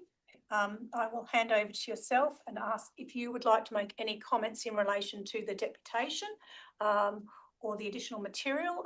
As you are aware, members have read through the material already provided, including the RA. Thank you, presiding member. No, I have no comments to add. Thank you. Members, are there any questions to city officers? Yes, we are moving to our first question from Councillor Rod Henderson. Thank you, Phil. Just in respect of conditions 14 and 17 and request from the applicant, are you satisfied with those? I haven't had the capacity to read Mr. Stagno's submission on the suggested modifications. So if someone might indulge me as to what is being proposed there, I'm happy to provide some comment on it. So conditions 14 and 17, was it? Yes, I'll read out 14 for you if you like. It refers to, should reference a detailed landscaping plan. The word plan be added. Oh, yes, yes, absolutely. And condition 17, prior to lodgement of an occupancy permit, the development must be connected to water corporation sewer or otherwise connected to and then strike out off-site and have on-site effluent disposal system to the satisfaction of City Swan on the advice of remove approved by and add the words and then the Department of Health. Does that make sense? Yes, those are typographical, correctly suggested topographical amendments to those conditions. Quite happy with that. Thank you. Thank you. Are there any other questions to city officers? Members in the room, do you have any questions to city officers? If there are no questions to city officers, thank you for your involvement. We now move to the agenda. Is there a mover of the recommendation as written in the agenda? It is moved, Councillor Rod Henderson. Is there a seconder of the recommendation written? It is seconded, Councillor Mel Congton. Would the mover like to speak to the motion? Thank you, Chair. Yes, look, I'm very pleased to see this application before us. This intermodal transport hub that's going to extend from Stock Road north is something that we want to see come together, and this start to it is fantastic to see. So in moving the motion, I'd like to also incorporate the two amendments as proposed by the applicant for condition 14 and 17. If you so agree, or if you might want to do those separately. Just to do them separately, we'll need to just make sure that we, one, deal with them, and two, have the reasons associated with it. We'll deal with First Amendment 1. Are you happy to move that? Yes, happy to, as And written. it is seconded Eugene Coltas. Do you want to make any comments to that minor modification for the inclusion of the word plan in it? No comment. Any comments that you have? No. Does anybody wish to speak to this item? My only comment would be as it provides clarity on the condition. Would the mover like a right of reply? No, thank you. We are going to the vote on Amendment 1. All those in favour? It is carried unanimously. Would you like to, you referred to Amendment 2, would you like to move that as well? Yes, I move the amendment as written. And it is seconded Eugene Coltas. Do you have any comments you wish to make to that? Nothing further to add. Would the second have anything to make to that? No, other than it provides clarity to the condition. Thank you. Are there any other speakers in relation to Amendment 2? If there are no other speakers, I assume you do not wish a right of reply, and we'll go straight to the vote. All those in favour? That is unanimously carried as well. I'm back to yourself, councillor. Would you like to continue commenting on the proposal before we go to the seconder? No, I'm more than satisfied with the application. As I said, it's something that very pleased to see progressing. I see great opportunities for the area with this development coming forth. Very pleased to move it. Thank you. Would the seconder like to speak to the motion on the table? Thank you. Very briefly. Very briefly, I think it meets all of the objectives A, B, C, and D. It'll be a fine development, and it's what's needed in that northern sector of Swan. Thank you. Thank you. Are there any other speakers? I move to Jean Coltas to speak to it, and then Heidi Herkin. Yeah, look, this application conforms with is consistent with the planning framework for the area. It's been a process that's been going through for several years to establish this South Bullsbrook intermodal hub. The development satisfies the objectives of the general industrial zone. It was subject to the proposal, was subject to a design review panel assessment, and the panel supports it and commented that it's an appropriate typology for the sort of first developments in this locality. The built standards are appropriate for the type of development as well. It addresses a parking shortfall, but then the shortfall for the workshop is more than compensated by the vast area of hard stand that can be utilised informally for parking. Similarly, with the service station, that's compliant to the provision of 31 bays, whereas only 26 are required.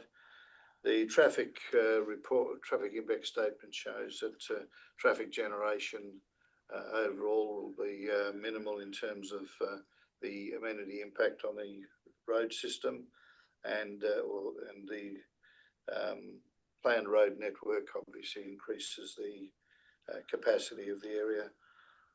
So all in all, it's well sought after. The application ticks pretty well all the boxes as far as standards and requirements goes. So I'll support the proposal. Thank you. We're moving to member Heidi Herkin. I'm supporting the application. I think the overarching primary road planning now and into the future will more than adequately cater to future development in terms of background growth on the primary road network, but as well as that access and local road points, particularly with regard to this roundabout on Stock Road. I'm confident that the hard stand traffic generation numbers have been vastly overstated, and so that offsets the concerns I have in terms of the potential operations at the heavy vehicle access to the internal north-south access road. The pedestrian planning seems to have been catered to well enough on a site that would have the highest level of walking on it, which is the light vehicle part of the petrol station. Other than that, I think that the parking shortfall, I think, can be adequately catered to in terms of the future demand associated with the individual elements on that part of the site. So for those reasons, I support the recommendation for approval. Thank you. I will speak briefly to the proposal. Like others, I am supportive of the proposal, and I am satisfied that it meets the planning framework, including the scheme and associated provisions. I'm also satisfied that the land use mix is an appropriate mix on the site and compatible with the overall direction and the zoning of the area. I note that the proposal has been considered through the DRP and that support for both its form and layout have been provided, and that there's been some modification and updates of the plans through this process, including both landscaping of the proposal. And I'm comfortable, as already been indicated, that the minor shortfall in parking is really inconsequential in relation to this proposal and really appropriate in the context of the developments that I've got on there. I appreciate the comments made in relation to the hard stand analysis, particularly in relation to its balancing of heavy vehicle movements and appropriateness within the area without impact on the overall network. This area has already been indicated as locationally appropriate for this type of development through the estate.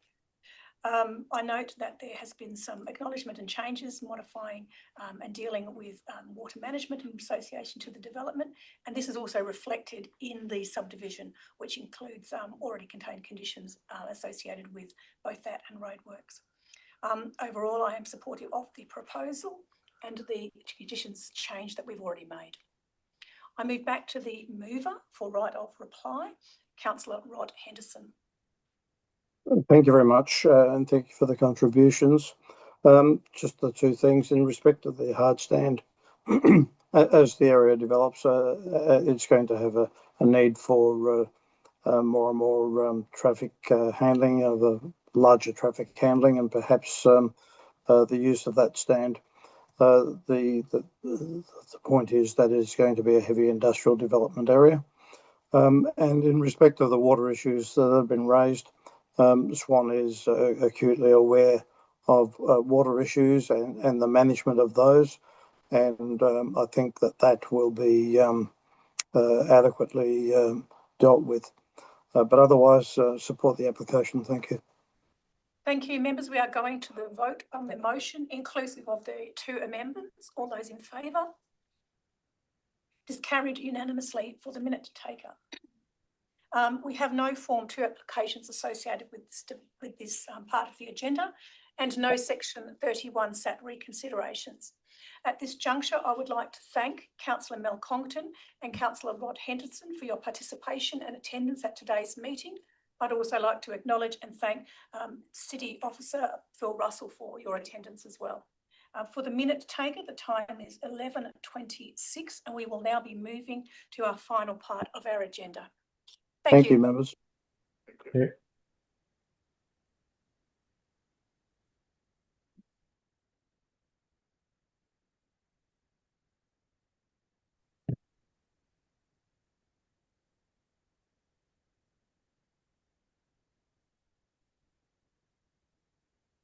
And do we have everybody present? Just have to confirm if Councillor Rogers is in the room.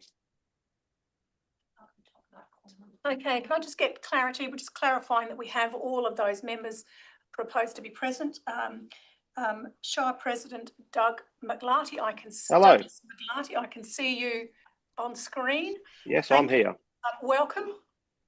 I'd also like to ask Councillor Angela Rogers, are you? Yes, present. Oh, I see you. Okay, you're just at the top. All right. Thank you. I see you now. And we also have some members online, and I've got listed here that we have Rod Peake, Eric Anderson and Greg Delahunty from the Shire of Murray. Is that correct? Yes, that's right. Thank you.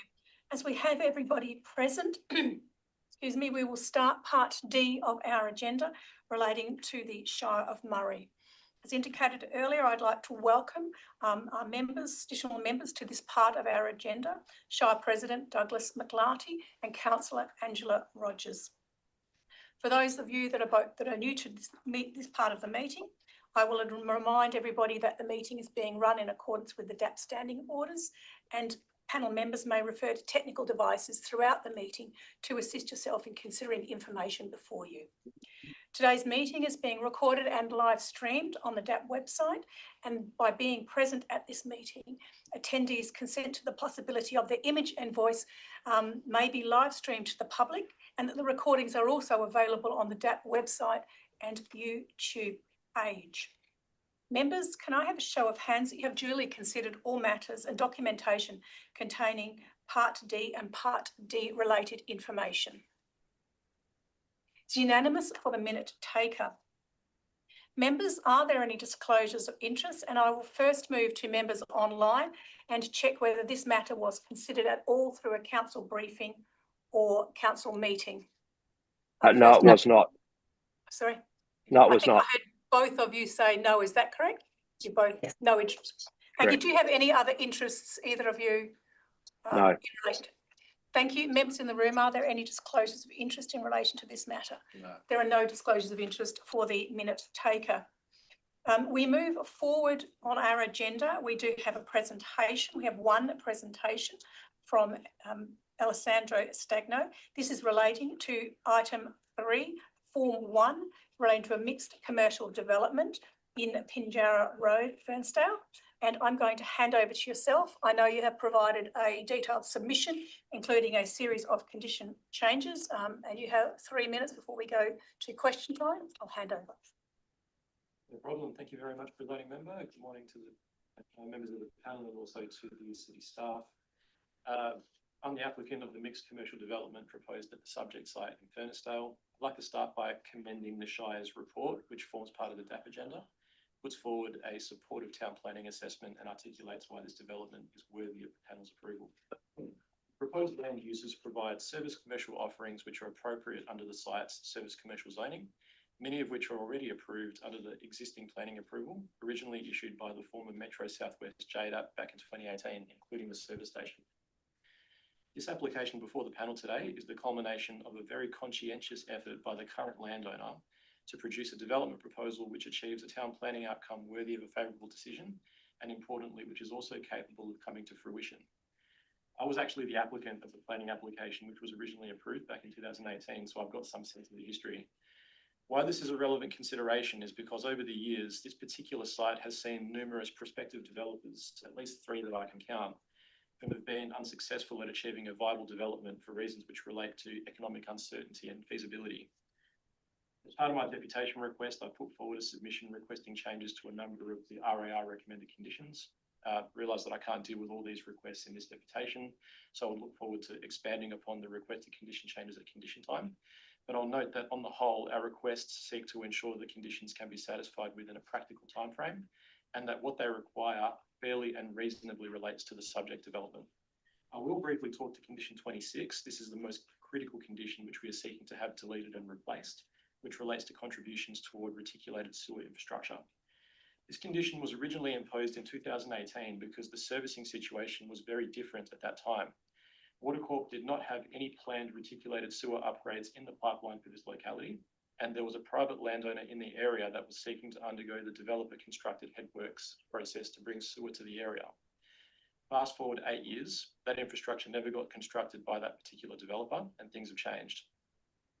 Watercorp have confirmed in their supplementary advice to the Shire, which was issued last week, that local sewer upgrades are within its 5-year capital investment program, meaning it is planned to be delivered by the Watercorp and not by any private landowners.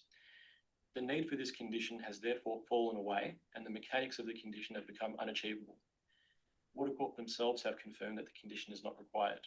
So with that, I'll conclude my deputation and would be more than happy to answer any questions. Thank you very much. Thank you for your presentation.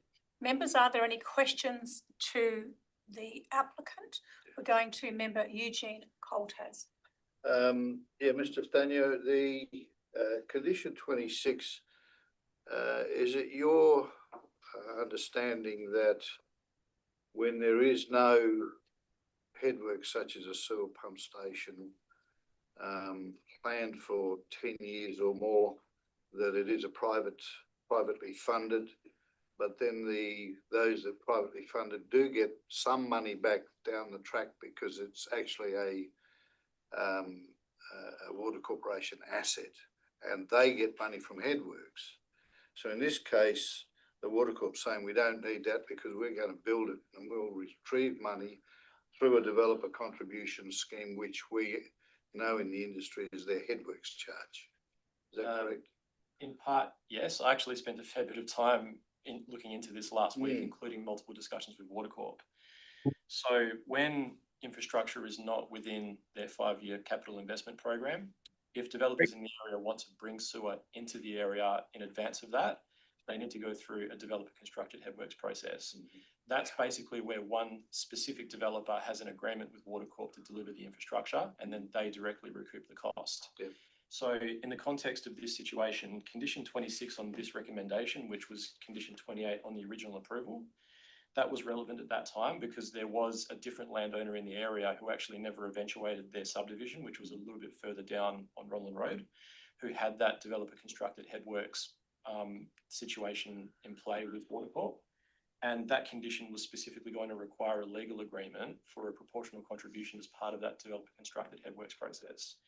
That never happened. It's all completely fallen away. And at this point in time, the sewer network for this area is now within Water Corp's 5-year capital investment program, which means they're not seeking any contributions to deliver the infrastructure now. But as you say, headworks charges will apply as developers make their connections on an ongoing basis. Okay, all right, thank you. Thank you. Are there any other questions? Yes, we're moving to Member Heidi Herbert. Just a couple.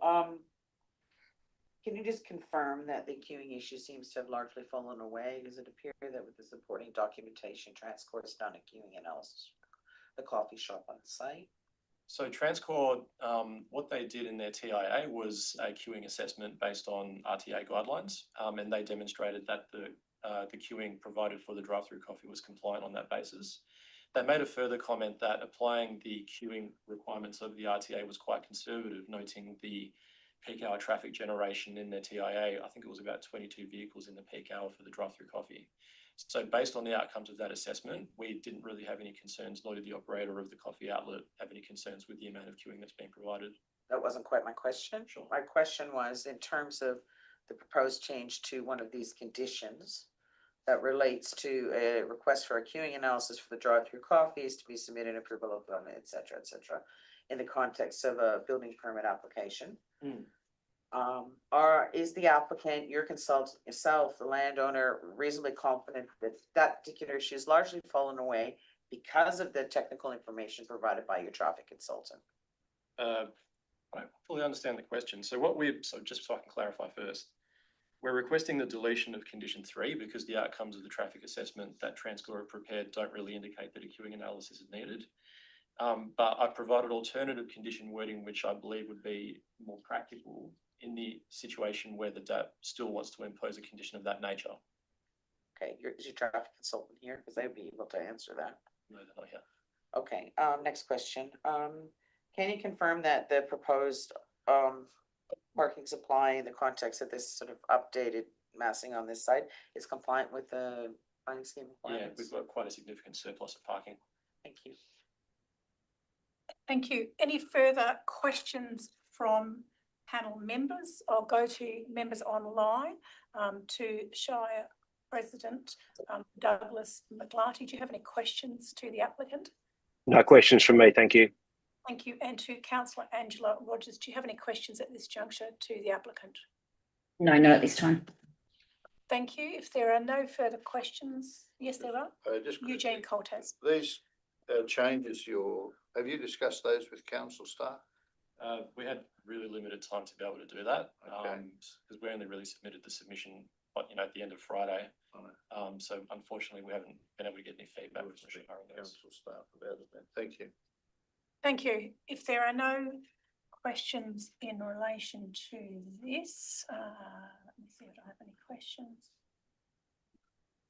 No further questions to yourself at this juncture. Members, you can always come back to the applicant should you wish before we get to the debate, following discussions with the Shire officers, if anything is prompt you for questions to applicant. At this juncture, we will now move to the Shire officers. We have here representing us today, or here representing the Shire, Rod Peake, Eric Anderson and Greg Delahunty. To the Shire officers, do you have any comments that you wish to make in relation to the additional material provided, either through the comments made by the applicant, questions so far made by panel members, and or response to the applicant's request for condition changes? Thank you. I think firstly, given the applicant has highlighted the importance of condition 26, I think we'd just like to get it settled straight away and say that we agree, and based on the latest advice from the Water Corp, that condition can be deleted. We do have 2 alternative conditions to replace that, and I'm happy to outline those at this point if you would like. Yes, I would like, and I would also like clarification whether or not you are referring at all to something different than what the applicant has suggested. Yes, something slightly different. So an alternative to condition 26 is that within 12 months of reticulated sewer becoming available, the approved development shall be connected to a sufficient capacity to service the approved development to the satisfaction of local government on the advice of Water Corporation. Okay, you're going to need to slow that down because my typing was not that fast. So could you just slow it down for me, please, so that myself, other members and minute taker can get it. So you said within 12 months of? In 12 months of reticulated sewer becoming available. Okay, hold a second. Yep. The approved development shall be connected to a sufficient capacity to service. The approved development shall be connected to a sufficient capacity to service the approved to service the approved development. Yep. To the satisfaction of the local government. Yep. On the advice of Water Corporation. Okay. In 27 as well. Okay, did everybody get that? Did you get that? Okay. Thank you. Is that the end of your suggested alternate? So there was a supplementary condition as well, and number 27, which is a new condition. That is within 6 months of the approved development being connected to reticulated sewer, the on-site effluent disposal system is to be fully decommissioned to the satisfaction of the local government.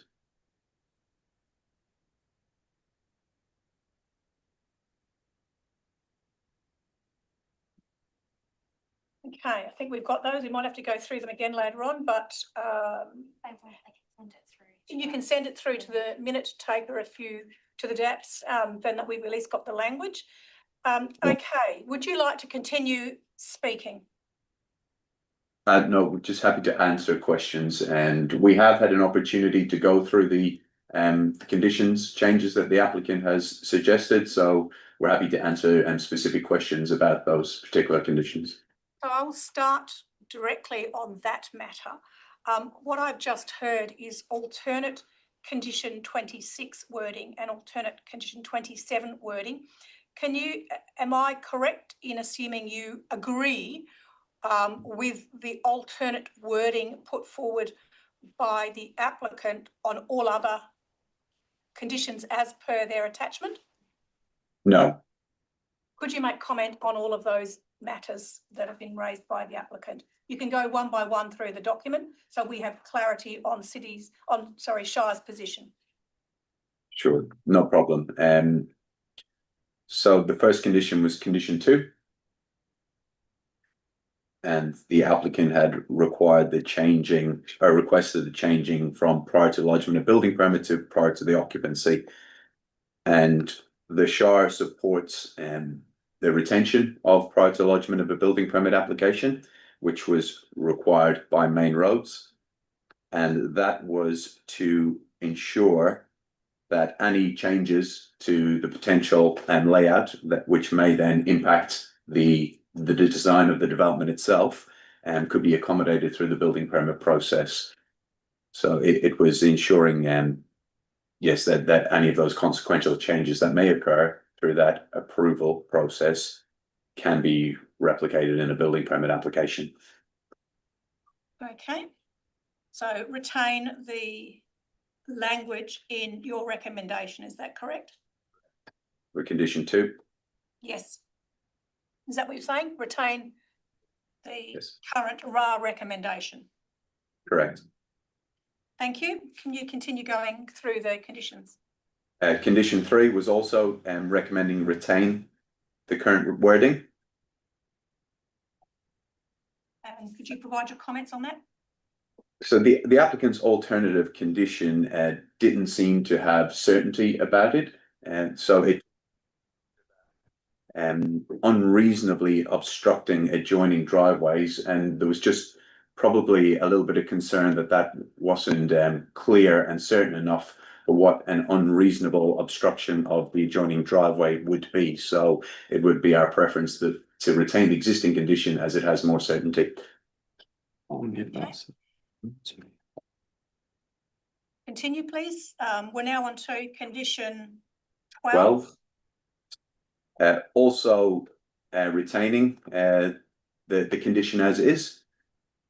So this was relating to the undergrounding of the power lines, limb A of the condition, and the applicable activity centre planning policy requires Ronlin Road to be upgraded to a main street standard, and there is also detail in the planning scheme around what the standard of Ronlin Road should be, and that includes the undergrounding of power. So it is referenced through the activity centre local planning policy and through the local planning scheme.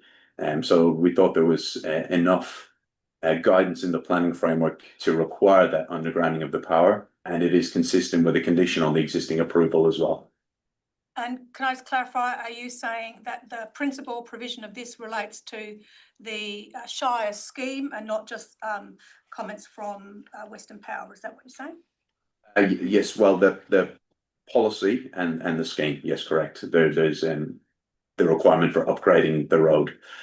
We have just before you move on, we have a direct question on that particular matter from member Eugene Coltaz, and I might just, if members have questions as we move through, we might just deal with them to enable clarity for all. You've got a question specifically on yeah, 12. Who's responsible for the upgrade of the road, Ronlin Road? In this instance, the applicant, because they are delivering an commercial development that requires access and a roundabout on Ronlin Road. So they're required to upgrade it to facilitate the implementation of this development. Yeah, and the undergrounding of power, is that on both sides of the road in the final design? It will be ultimately, but not through this. Through this proposal, it would be just on this side of the road. So at a later date, that would be delivered on the other side of the road when a subsequent development was to eventuate. Okay, thank you. Thank you. Would you like to continue, please? We're going to condition 13 modification. Yes, sure. So this was also relating to the timing, and our preference is to retain the existing timing being prior to the lodgement of a building permit, and the rationale being that if a building permit application is lodged, there is 10 days to issue a certified building permit application, which a commercial development must be, and it does not allow sufficient time to refine any design considerations. So the preference has been always to try and resolve these matters prior to the building permit application being lodged. Thank you. We're going now to condition 15. We agree with the applicant's alternative wording for condition 15. Condition 16. The request is to be deleted. So we we would retain this condition. It is our preference, and we acknowledge that there is an existing approval that has a service station in this location. And the Department of Health don't support the location of this service station, but we do accept that there is an approved service station. However, since that original DAP approval has been issued, there has been advancements in some of the treatment of service stations in terms of the vapor and recovery systems that are implemented. And I suppose they have come into consideration since that original approval has been issued. So this is located next to a sensitive land use. It's a caravan park with long-term residents. And what the intent of this condition is to try and implement best practice vapor recovery management systems to minimize the risk to human health in this specific instance. And that is a relevant consideration under the planning framework, where I think it is listed under the matters considered in the deemed provisions is taking into account the risk to human health. So it's accepting that the service station there is a service station approved there, however, integrating and the latest best practice measures to reduce risk to human health. We have a question from a member Eugene Coltas in relation to this.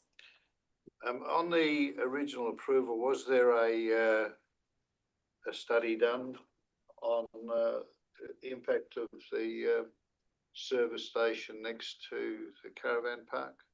No. Okay. Would you like to continue speaking? We're now on to condition 18. Yes. It is our preference that this condition gets retained. And so the intent is to minimize the visual impact of the transformers. And it is not uncommon for a condition of this nature to be applied in commercial settings where streetscape amenity is trying to be protected. We have another question in relation to this. Does Western Power have a say in the materials and colours of these transformers, given that they are going to be assets of Western Power? If it was the preference of the DAP, the condition could be modified, say, on the advice of Western Power. And my understanding is Western Power's main consideration is making sure that they have sufficient access to these to the infrastructure, which needs to be considered. Certainly not necessarily the colours or the look of the screening material, but if the DAP saw it fit, then that would be a reasonable way to deal with this condition on the advice of Western Power. Yeah, okay, thank you. I have questions specifically relating to this condition. I'm aware that Western Power obligations and requirements take priority over any form of landscaping associated with pretty much any site that has access to their infrastructure. Can you provide comment on that particular element? I know the indication here in the condition is for a level of screening. How does the Shire marry applicant obligation with essentially Western Power's preference, it appears to me, to have vegetation, particularly a reasonable distance from any of their assets? So this condition isn't specific to vegetation. It's talking about screening it in materials. So it would be integrated into the design of the infrastructure in some manner.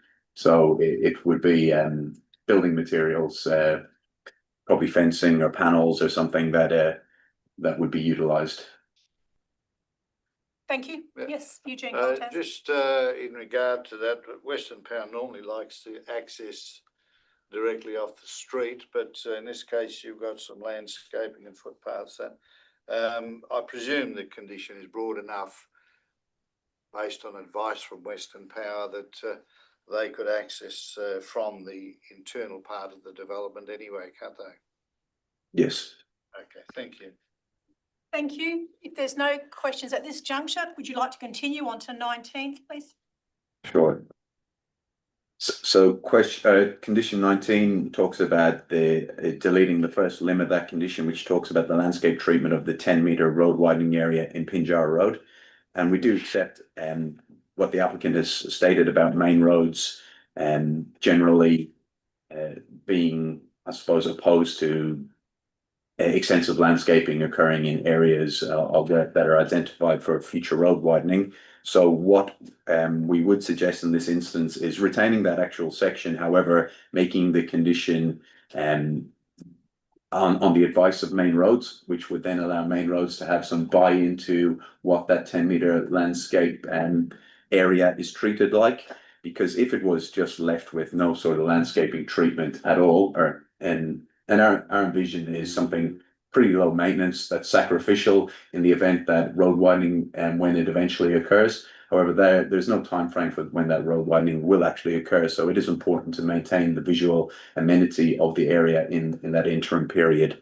So if the condition was to be on the advice of main roads, that would allow main roads to their buy-in in whatever that interim kind of treatment for that area is.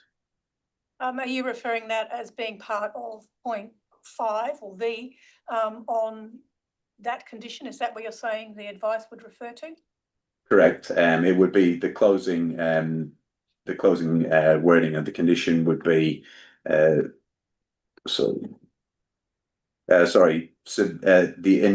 preamble in the condition. So it would be approved by the local government on the advice of main roads. In the preamble. I understand. Thank you. If there's no questions at this juncture, would you like to continue? Sure. So condition 20 talks about the signage, and Eric, would you like to talk about the first two limbs of that signage condition? Yeah, so the 3D renderings provided seem to suggest that that will be 11 meters tall, and they look consistent with the ones that are fronting Pinjarra Road. So noting that the previous original approval did have a condition, that's the one relating to the 2018 approval.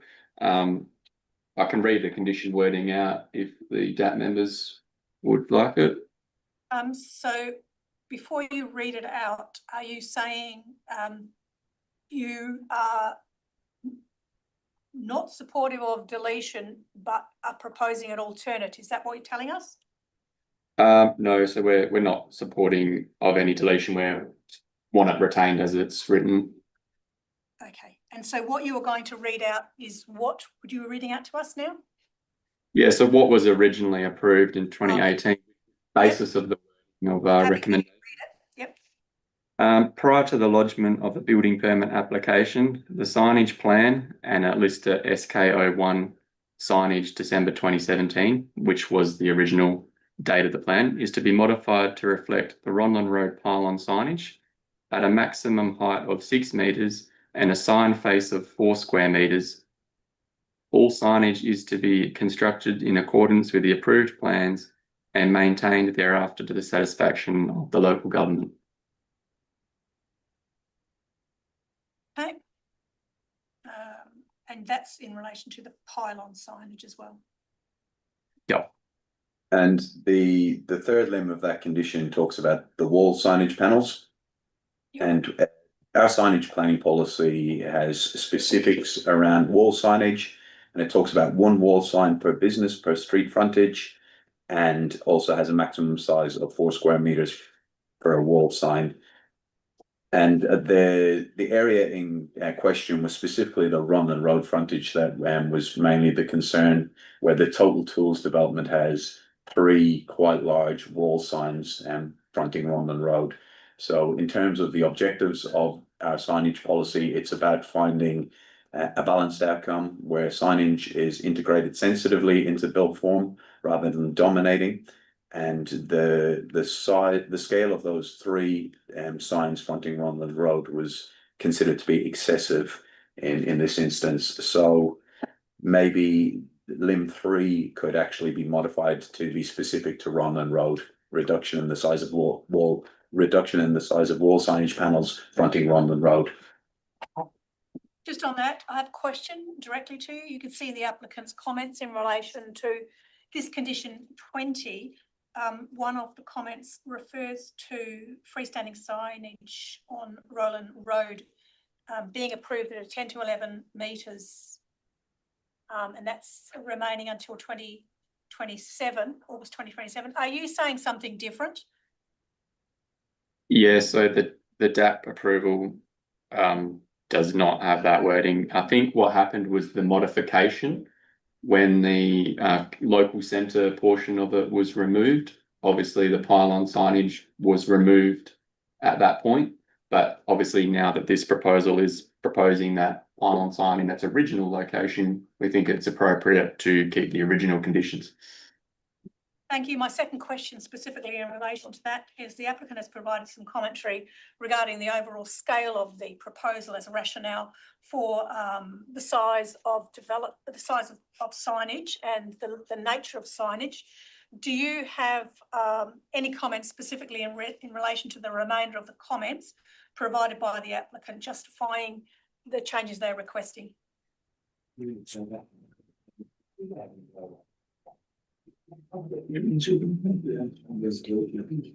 Yeah, so we thought that 4 pylon signs of a scale of 10 to 11 metres was probably not appropriate in this context.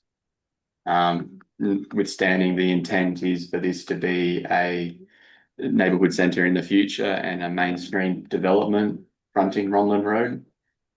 So yeah, our main concern was the one at the back fronting Ronlin Road.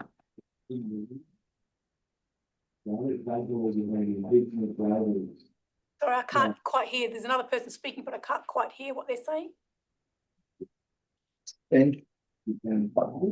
think there's some noise coming from outside. Oh, okay. I beg your pardon. Would you like to continue speaking? And so we're moving on to the next condition, 21. Yes. So the Shire's request is that this condition be retained. So Ronlin Road is essentially going to be a main street in the future centre. And through this proposal, the applicant has modified the elevation fronting Ronlin Road to deliver some windows on the corner of the building. And given its, I suppose, future context, we thought it was important to try and retain the transparency in as it forms part of that future main street, accepting that it is set back from the main street, and it's not essentially, it's not serving, I suppose, an active frontage like a main street shop would. However, it's just about having that glazing and orientation and maintaining that kind of visual connectivity with the future Ronlin Road main street. Thank you. So there's a question. Sorry, I beg your pardon. There is a question. Yeah, you mentioned that it's not intended to be a main street, but then you said you wanted to function as a main street. Sorry, I didn't quite get. No, I appreciate the question, and it's the whole frontage of the building has not been delivered with windows and doors to function as a main street. However, its location is at where the main Ronlin Road will intensify to a main street as you progress further south, away from Pinjarra Road. That's where the real commercial activity is going to be.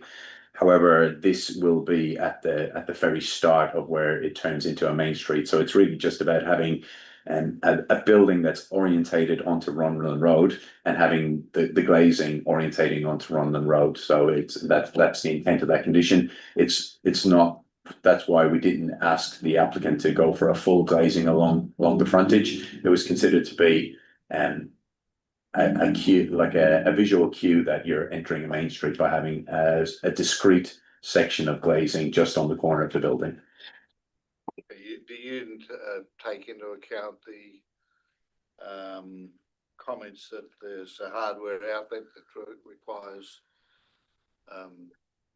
racks and so forth on that wall internally?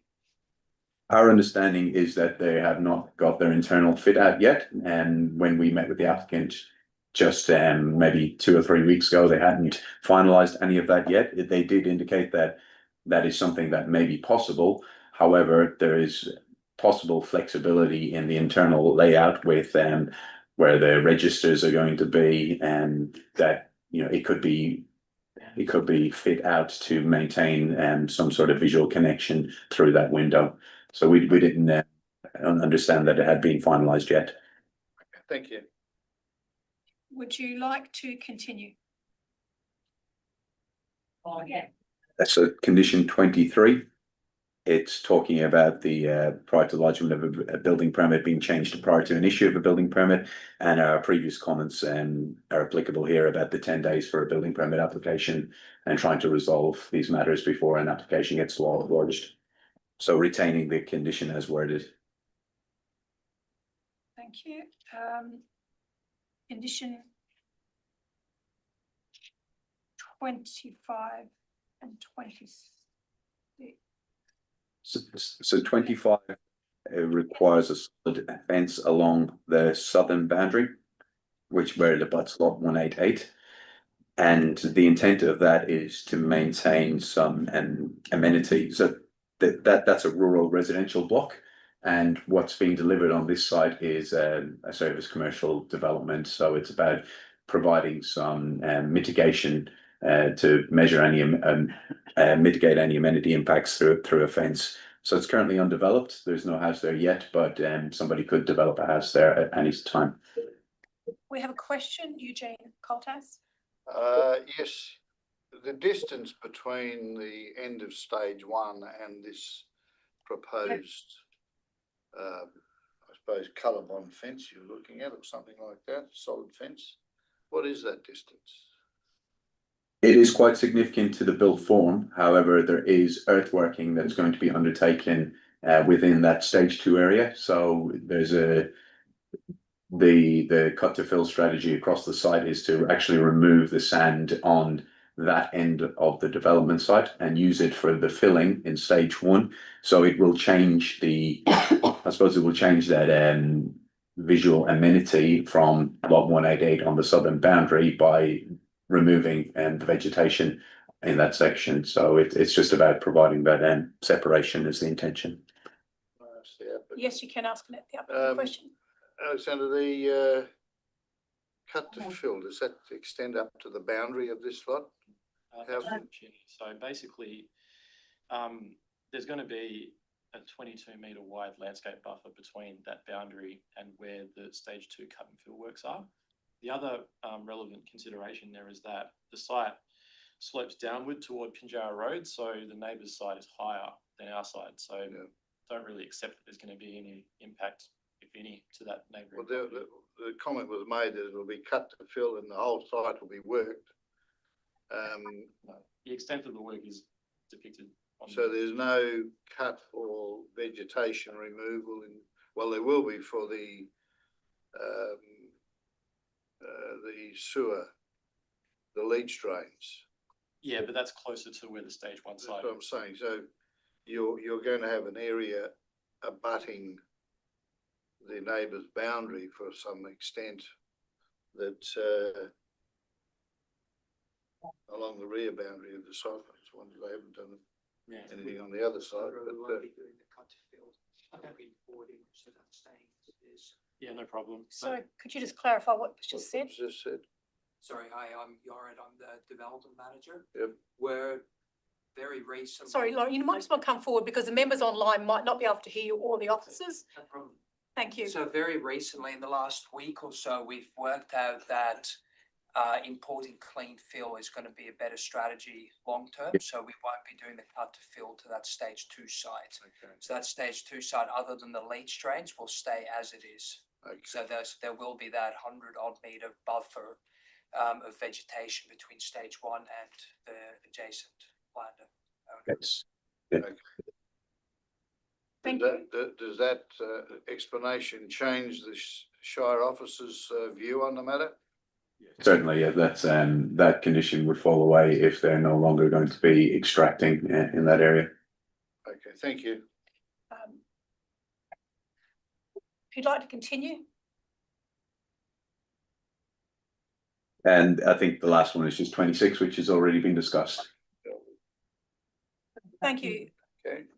Panel members, sorry, it's unusual, but you're going to clarify some of the comments? If I may, I know that it's unusual, but I think it is warranted in this instance. Just a couple of things, if I can. I'll be quick. Yep, you can be. I prefer to understand where you're coming from before we make a discussion on it. Yeah, just a couple. I mean, we've set out pretty detailed justification across the board, but I just wanted to deal with a couple of things that came up in the Shire's response. Appreciate that the Shire's taken the time to review and respond.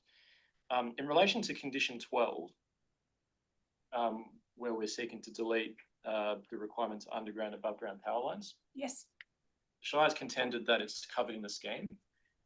It's actually not in relation to this site. There's a development contribution area for a totally different part of the scheme area that does cover that for Ronlin Road. It's DCA 4. DCA 4 does not relate to this site or in fact this precinct whatsoever. So there's no real connection you can make between the scheme and this requirement to underground the power lines. It's also not specifically referenced within the local planning policy. I'd also be pretty, iffy about using local policy provisions to require, quite a significant infrastructure change of that nature. In addition to that, just moving on to a different condition. Condition 19, where we're seeking to delete reference to landscaping within Pinjarra Road. Don't really see the utility of seeking further advice from Main Roads because their referral advice to the Shire during the application process was very unequivocal. They said specifically that they wanted, that we initially actually showed landscaping treatments within the verge of Pinjarra Road. Main Roads specifically requested that it be removed, and then they followed up with the wording that I provided in my justification. So it puts us and the proponent in a position where really I think there's a condition that can't be satisfied because I don't really see how Main Roads would require something different to what they've unequivocally stated in their referral advice. So you read condition 18. 19. I beg your pardon, sorry. Oh, landscaping plan, I beg your pardon, sorry. Yeah. Can I ask a question through the chair? Yes, you may. On that condition 19, when you have stated that there was a plan that was put through to Main Roads, what did that landscaping look like? Because we're kind of in the space now, we're thinking it could be something, like a ground cover. There's no visual impact if that's what Main Roads' issue was, or is that the that it was put through? It was a typical verge treatment. So Main Roads actually said they don't allow for landscaping within the primary regional road reserve or for these works to be maintained by third parties, i.e. developers. So it looks to me like regardless of what treatment we show there, Main Roads doesn't want any treatment there. Does the Shire officers have any comment in relation to that? It is included in the notes or the comments for applicant justification in relation to condition 19. Did you have any further comments that in response to that? There have been situations where other developments have been approved and fronting Main Roads, controlled roads that have had landscaping within the verge, and so these have been approvals. There is an agreement between the Shire and Main Roads about the maintenance of landscaping and within some of the roads in town in Pinjarra, and that are Main Roads roads, but the Shire takes responsibility for managing some of the, I suppose, the more the upgraded kind of landscaping treatment. So it is about trying to find a workable solution with Main Roads, and that protects the visual amenity of this site. So I think Main Roads have issued a pretty stock standard response on their referral comments. We were hoping that through a landscaping plan that requires their buy-in, that we could negotiate some sort of outcome that was going to be low maintenance, low impact. Not it would be sacrificial, but it would still have an improved visual amenity outcome for this site, rather than just leaving it and become an unmanaged barren strip between what will be a really attractive development and a highly patronised roadway. So I understand where the applicant is coming from, and at the end of the day, if Main Roads don't agree to a landscape treatment in there, that will fall away through the approval of the landscape plan. We'll have to take on their advice. However, we think that there's an opportunity to have a conversation with the main roads to try and get something that satisfy also all parties. Thank you. Are there any further comments that officers wish to make before we go to general questions from members? Oh, sorry, Presiding Member, I hadn't finished responding. Oh, sorry, you're continuing. Yes, you can continue. I thought you had finished. Apologies. I am slightly jumping around a little bit, but I did skip a couple. So condition 16, which relates to the risk management plan for the service station, we maintain our position that it shouldn't be imposed. We note the Shire's primary justification that there's been an advancement in the way that these things are treated since the original approval. However, I can't really marry that with the approval history for the site, because the most recent extension that was granted by the Shire was in April 2025, and the Department of Health position statement was put in place a year before that. So considering that there's been further approval of the service station, albeit under the other approval, there's been no further technical documentation required for it. So it's not really applicable in this instance, because the proponent could effectively construct the service station in accordance with the current approval without needing to do that work now. So to require it through this approval, it's a bit problematic. Also, the Department of Health don't really have a regulatory role with service stations. They've published a position statement that doesn't form part of the planning framework, and there's no consistent approach to how service stations get treated across the state, unfortunately.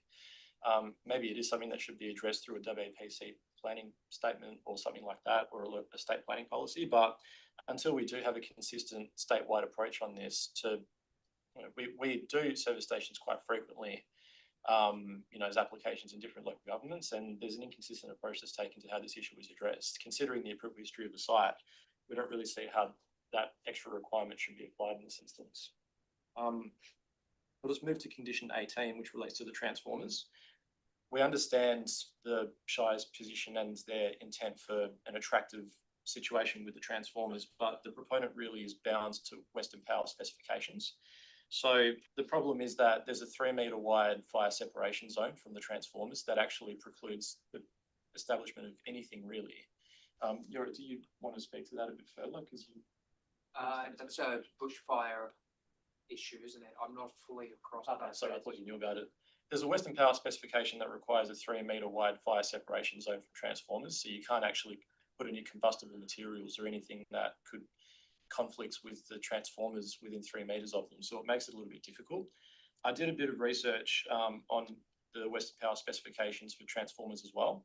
The only way that you can actually treat transformers is if you make a separate application to Western Power for them to have a mural or something installed through a community-based process. It's a little bit different to what the condition requires. So basically the concern is, because it's a Western Power asset, the condition has a really high risk of being unachievable, because it could require things that be done to the transformer that Western Power just won't accept. That's the primary concern.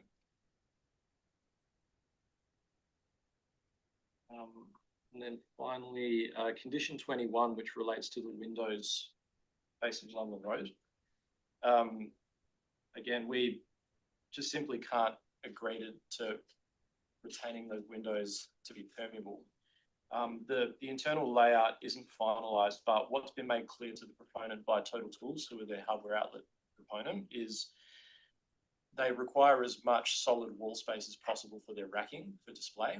So originally, when we made this application, there was no windows provided along Ronlin Road, because typically there's a U-shape with the way that they set up their internals. And through discussions in the latter process of the DA assessment, the Shire expressed a desire to see some windows there. We quite clearly indicated that we were happy to entertain looking at providing the windows, but we couldn't guarantee that the windows could remain permeable, because really Total Tools' internal layout is what takes precedence now. In terms of the Main Street argument, the Main Street doesn't actually start until south of the roundabout that we're proposing on Ronlin Road.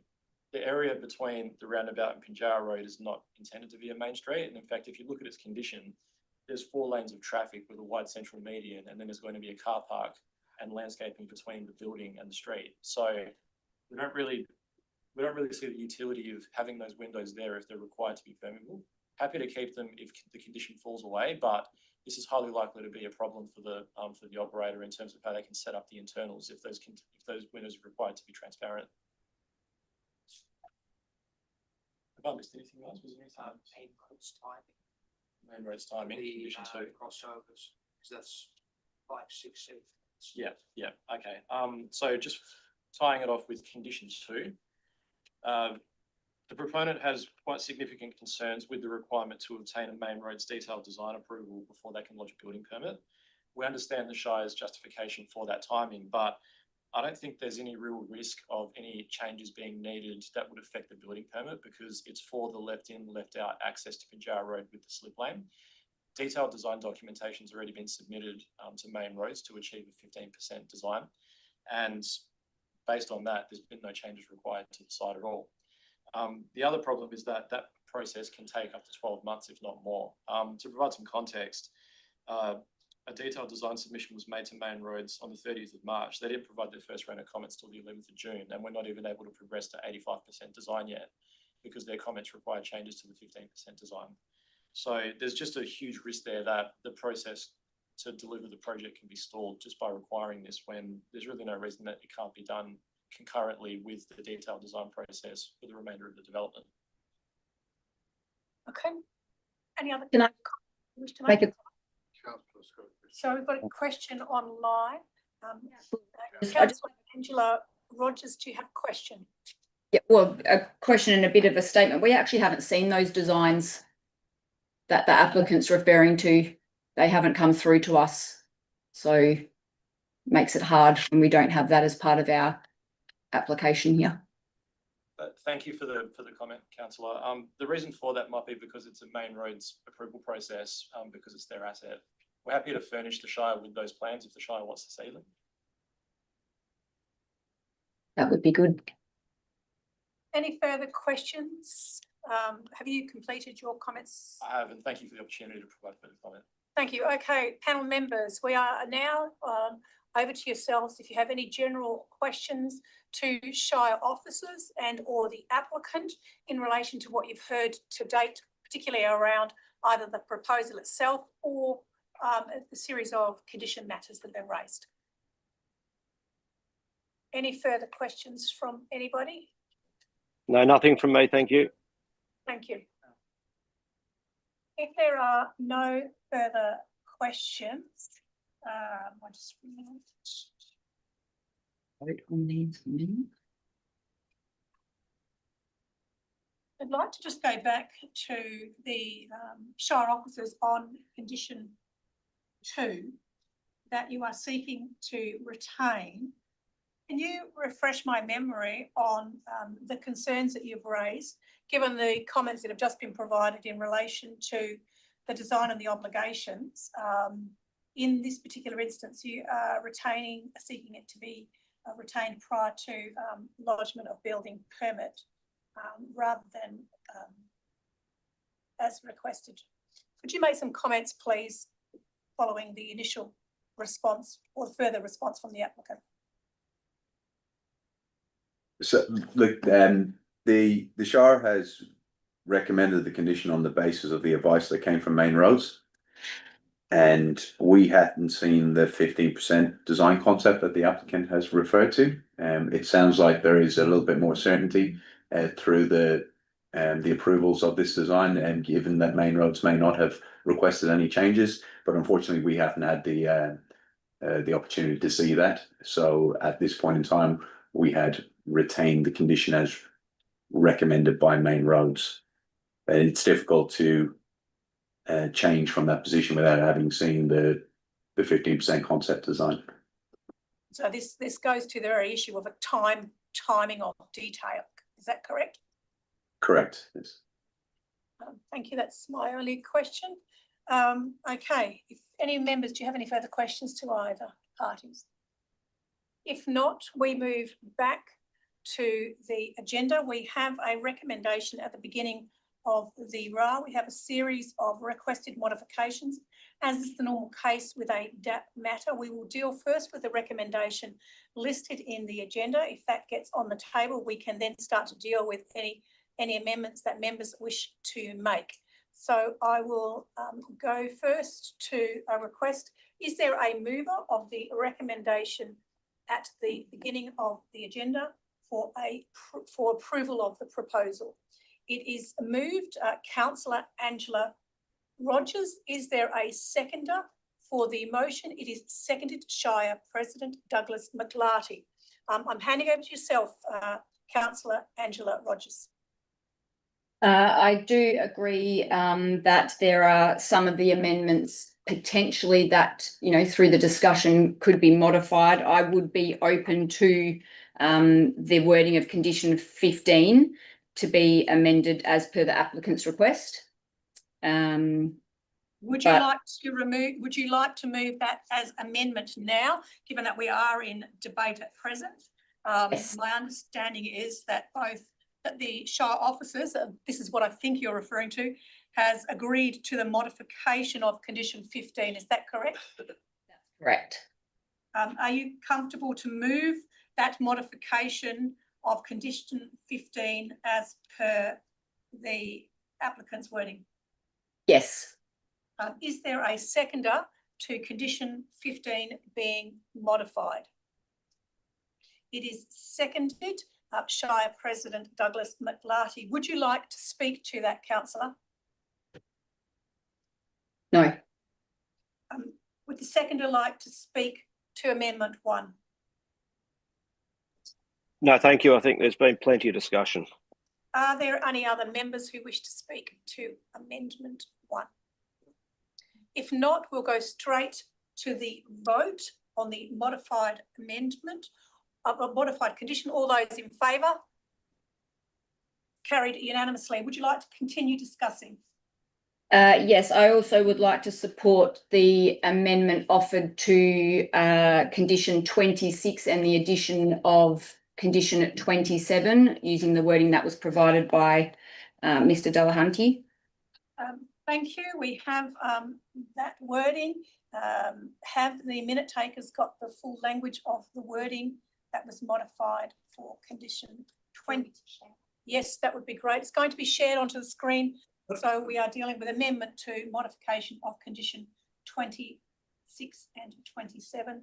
Going to the screen, if you can just make it large enough. Can you?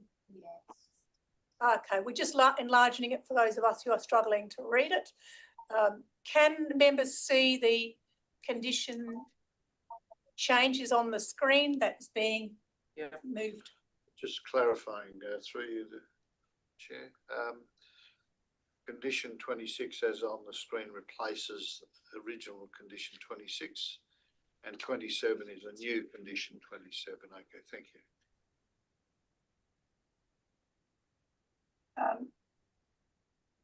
Is everyone clear with what's on the motion? Yes. Is there a seconder for this motion? I'll second that. It is seconded, Eugene Coltas. Would the mover like to speak to this motion? No. Would the seconder like to speak to the motion? Any other comments in relation to the changes?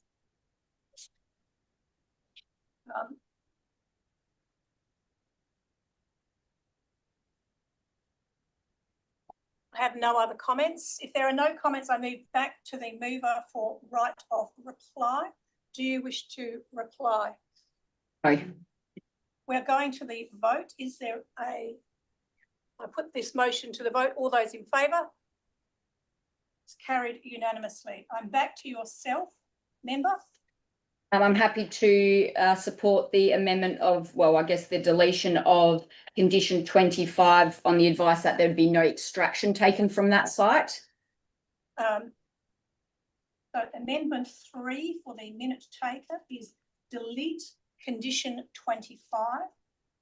The rationale is that there's no extraction from the site, no changes. Is there a seconder for this motion? It is seconded. Would you like to speak to the motion? No, I just think as long as that buffer, I think it was 22 metres or something was referenced, screening of the vegetation is retained and there's no extraction, then I think it's okay not to have that in there. Thank you. With the seconder, President Douglas McLarty, like to speak to this amendment. Only in much the same vein that, given the supplementary information from the developer that that land is largely going to be untouched, I don't see it's that relevant anymore. Thank you. Any other speakers? I'm going back to the mover. Would you like a right of reply? No further comments. We are going to the vote to delete condition 3, noting that the land is largely untouched and therefore not relevant at this stage. All those in favour? To delete condition 25. So would you like? Amendment 3, but condition 25. Sorry, thank you. Amendment 3, deleting condition 25. All those in favour? Carried unanimously. Would you like to continue speaking? No, I have no further comments. Thank you. We move now to the seconder. Would you like to speak to the motion? No, I've got nothing further to add. Are there any other speakers on the motion on the table? Yes. We are going to member Eugene Coltas. Would you like to speak to the motion? Yes, look, this design primarily replaces one that's or amends one that's already approved, and it's the responsible authority report doesn't have any issues as far as the uses and the compliance with a lot of the commercial development. The motor vehicle wash is the only one that is not a use that's listed. So, however, it's considered appropriate because it achieves the objectives or meets the objectives of the scheme. The design review process that was undertaken showed that there were some minor issues. The amendments have been made to satisfy the design requirements of the design review panel of council. A number of smaller issues are going to be addressed through conditions. With agency advice, there was the sewer issue was covered. The access onto Pinjarra Road seemed to be the only issue, and that's to be negotiated with main roads. There was mention made of clearing of vegetation. That's through a separate process, which I presume the proponents have already implemented. The development standards under the Fernsdale Barragate Activity Centre local planning policy have been pretty much achieved insofar as building height and setback. The building heights are notionally 2-storey, but these developments have achieved 3-storey height, but that's because of the nature of the development and they're supported. Materials and colours are pretty much okay, but the proponents have requested changes to a number of conditions, and I'm suggesting that test the water with some of those requirements, and I'm moving an amendment to delete condition 3 based on the action of for the deletion of the requirements for a queuing analysis. So we are dealing with amendment 3.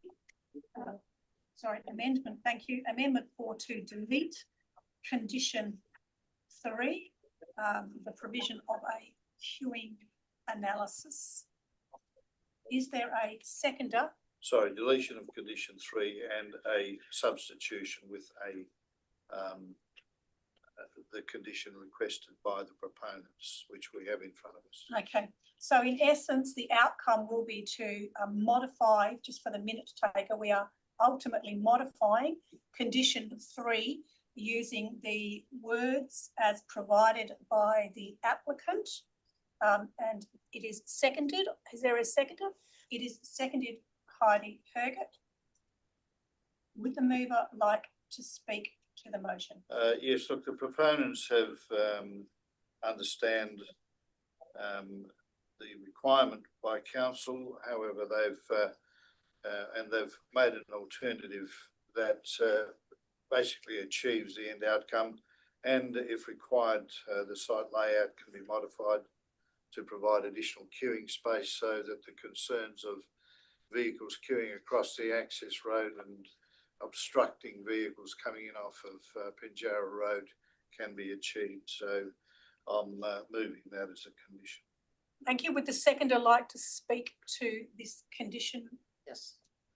Just briefly, I'm comfortable with the information contained within the transport impact and parking assessment with regard to the specific type of activity proposed in the context of that fast food drive-through and the information provided, and as well as the projected queue length on site, and I'm confident it will be contained on the site. I think it will be unlikely to require any changes. However, this condition will cover that issue if necessary, so I support it. Thank you. Members, are there any other speakers in relation to this modification? I will speak to the modification. I am supportive of the change as moved onto the table. I concur with the comments that the analysis and consideration of the traffic study has identified the proposal in details, and that this condition does still provide an opportunity for ongoing discussions in the event that this should be required. Those are my comments. Is there any other member that wishes to speak to this motion on the table?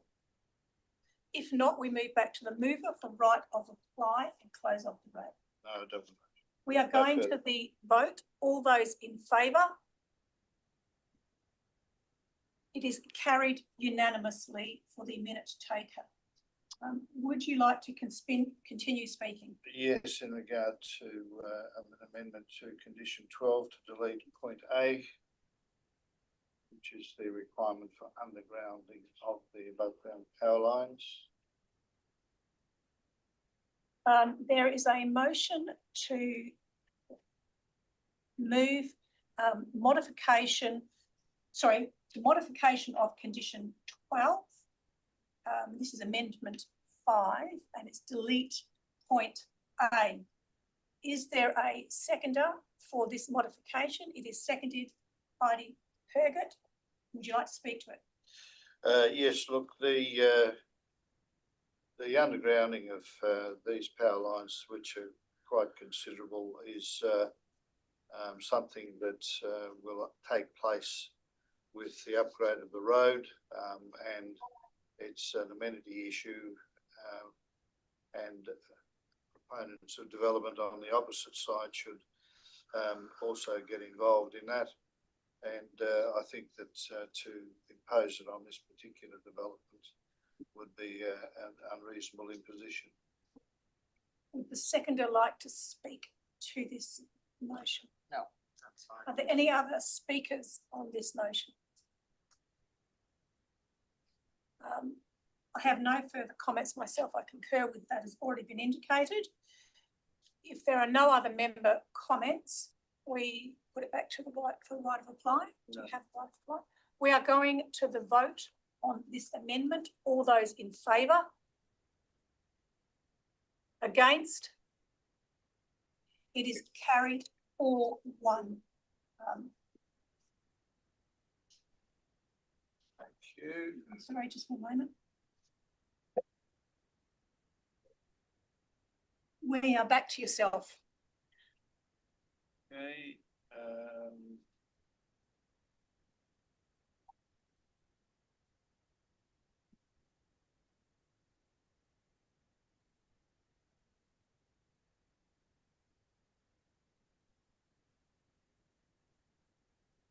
Yes, I request that condition 21 be deleted as an amendment. It's regarding the windows fronting Ronglin Road. There is a request for deletion, amendment 6, deletion of condition 21. It is moved. Is there a seconder for this motion? It is seconded. Shire President Douglas McLarty, would you like to speak to it? Yes, look, these sorts of tenancies require space along the walls for racking and display, internal display. The argument put forward by the proponent to delete the condition, I agree with that. This isn't part of the Main Street area, the central part of the Main Street, and therefore the windows are not recommended in the independent design review either. I think that I would be keen to see the permeable nature of the council to seek non-permeable window. If the proponents aren't able to provide permeable windows, then they would accept non-permeable windows on that facade to give the impression that there is, passive surveillance along that area. Would the seconder like to speak to this motion? No, I concur with what was said. Are there any other speakers on this amendment? If there are no other speakers, I move back to the move for right of reply. No. We are going to the vote on amendment 6 to delete condition 21. All those in favour? Sorry, let me put my glasses on. All those in favour? It's unanimous. Thank you. Back to yourself. I've got no further comments in terms of the amendments and just simply supporting the proposal as submitted. Thank you. Are there any members who wish to speak who haven't spoken as yet? Member Heidi Herbert, do you wish to speak to the proposal? I will speak to the proposal. I am supportive of the development. It's a good development in that area and it generally meets the requirements. I would at this juncture, however, like to move an amendment myself. My amendment is to condition 2.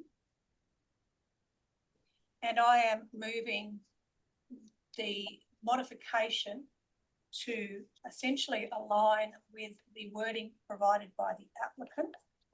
And I will explain my rationale if I get a seconder.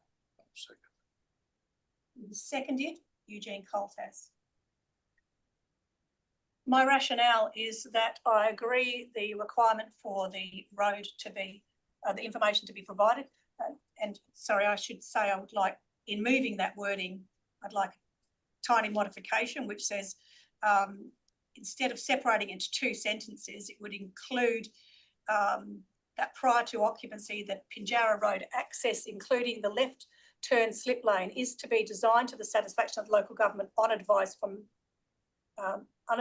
of main roads WA with drainage, curbing and street lighting, comma, and those 2 words, and the subject words are to be constructed in accordance with the approved design. And I really am, why I'm tying those 2 words together is they link the obligation of the applicant to resolve the issues of the road prior to occupancy, both in design and construction. From my perspective, the rationale for moving this change is that these things can take quite a long time to resolve, and there's a lot of work in the development stage in getting the site towards its construction phase. From my perspective, the obligation is on the applicant to ensure that they have early discussions with the relevant agency so they are not having to retrofit any of the works they have already undertaken. Because of that timeframe, I think it is appropriate and relevant that some of those staging activities can occur parallel. Would the seconder like to speak to it? Are there any other speakers on condition 2 modification? If there are no other speakers, we are going to the vote. As you probably all heard, it is the applicant's wording with a minor change in the middle, so it ties the 2 sentences together. All those in favour? It is carried unanimously. Those are my comments in relation to the proposal.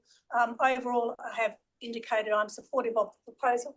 I'm satisfied that it is consistent with the Shire planning framework. I'm also satisfied that the proposal have included a variety of changes and that the proposal satisfies the design principles and the comments provided in relation to it. I've given due regard to all of the matters provided to us, and I note that the concern regarding a service station proliferation is generally as reported in the documentation as not being a land use planning matter, and I'm satisfied that the proposal in terms of both land use, traffic and amenity, as well as environmental impacts, have been appropriately addressed and assessed through this report, including the commentary provided by Shire officers. As has already been indicated in today's meeting, the findings and the comments in relation to the vehicle access, in particularly requeuing for the food outlets, has been considered and is suitable in relation to this proposal. Overall, I am satisfied that this proposal is an appropriate development for the site, and the various changes that we've made throughout today's meeting rationalise and clarify those matters. Those are my comments. I move back to the mover of the substantive, and that is Councillor Angela Rogers. Would you like to have a right of reply? No. We are now going to the vote on the substantive, inclusive of the amendments carried. All those in favour? It is carried unanimously with a minute taker.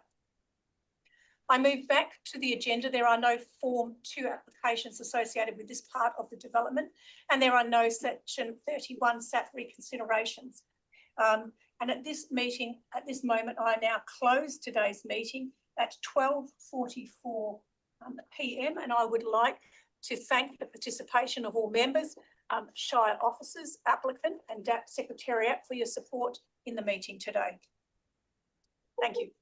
Thanks very much.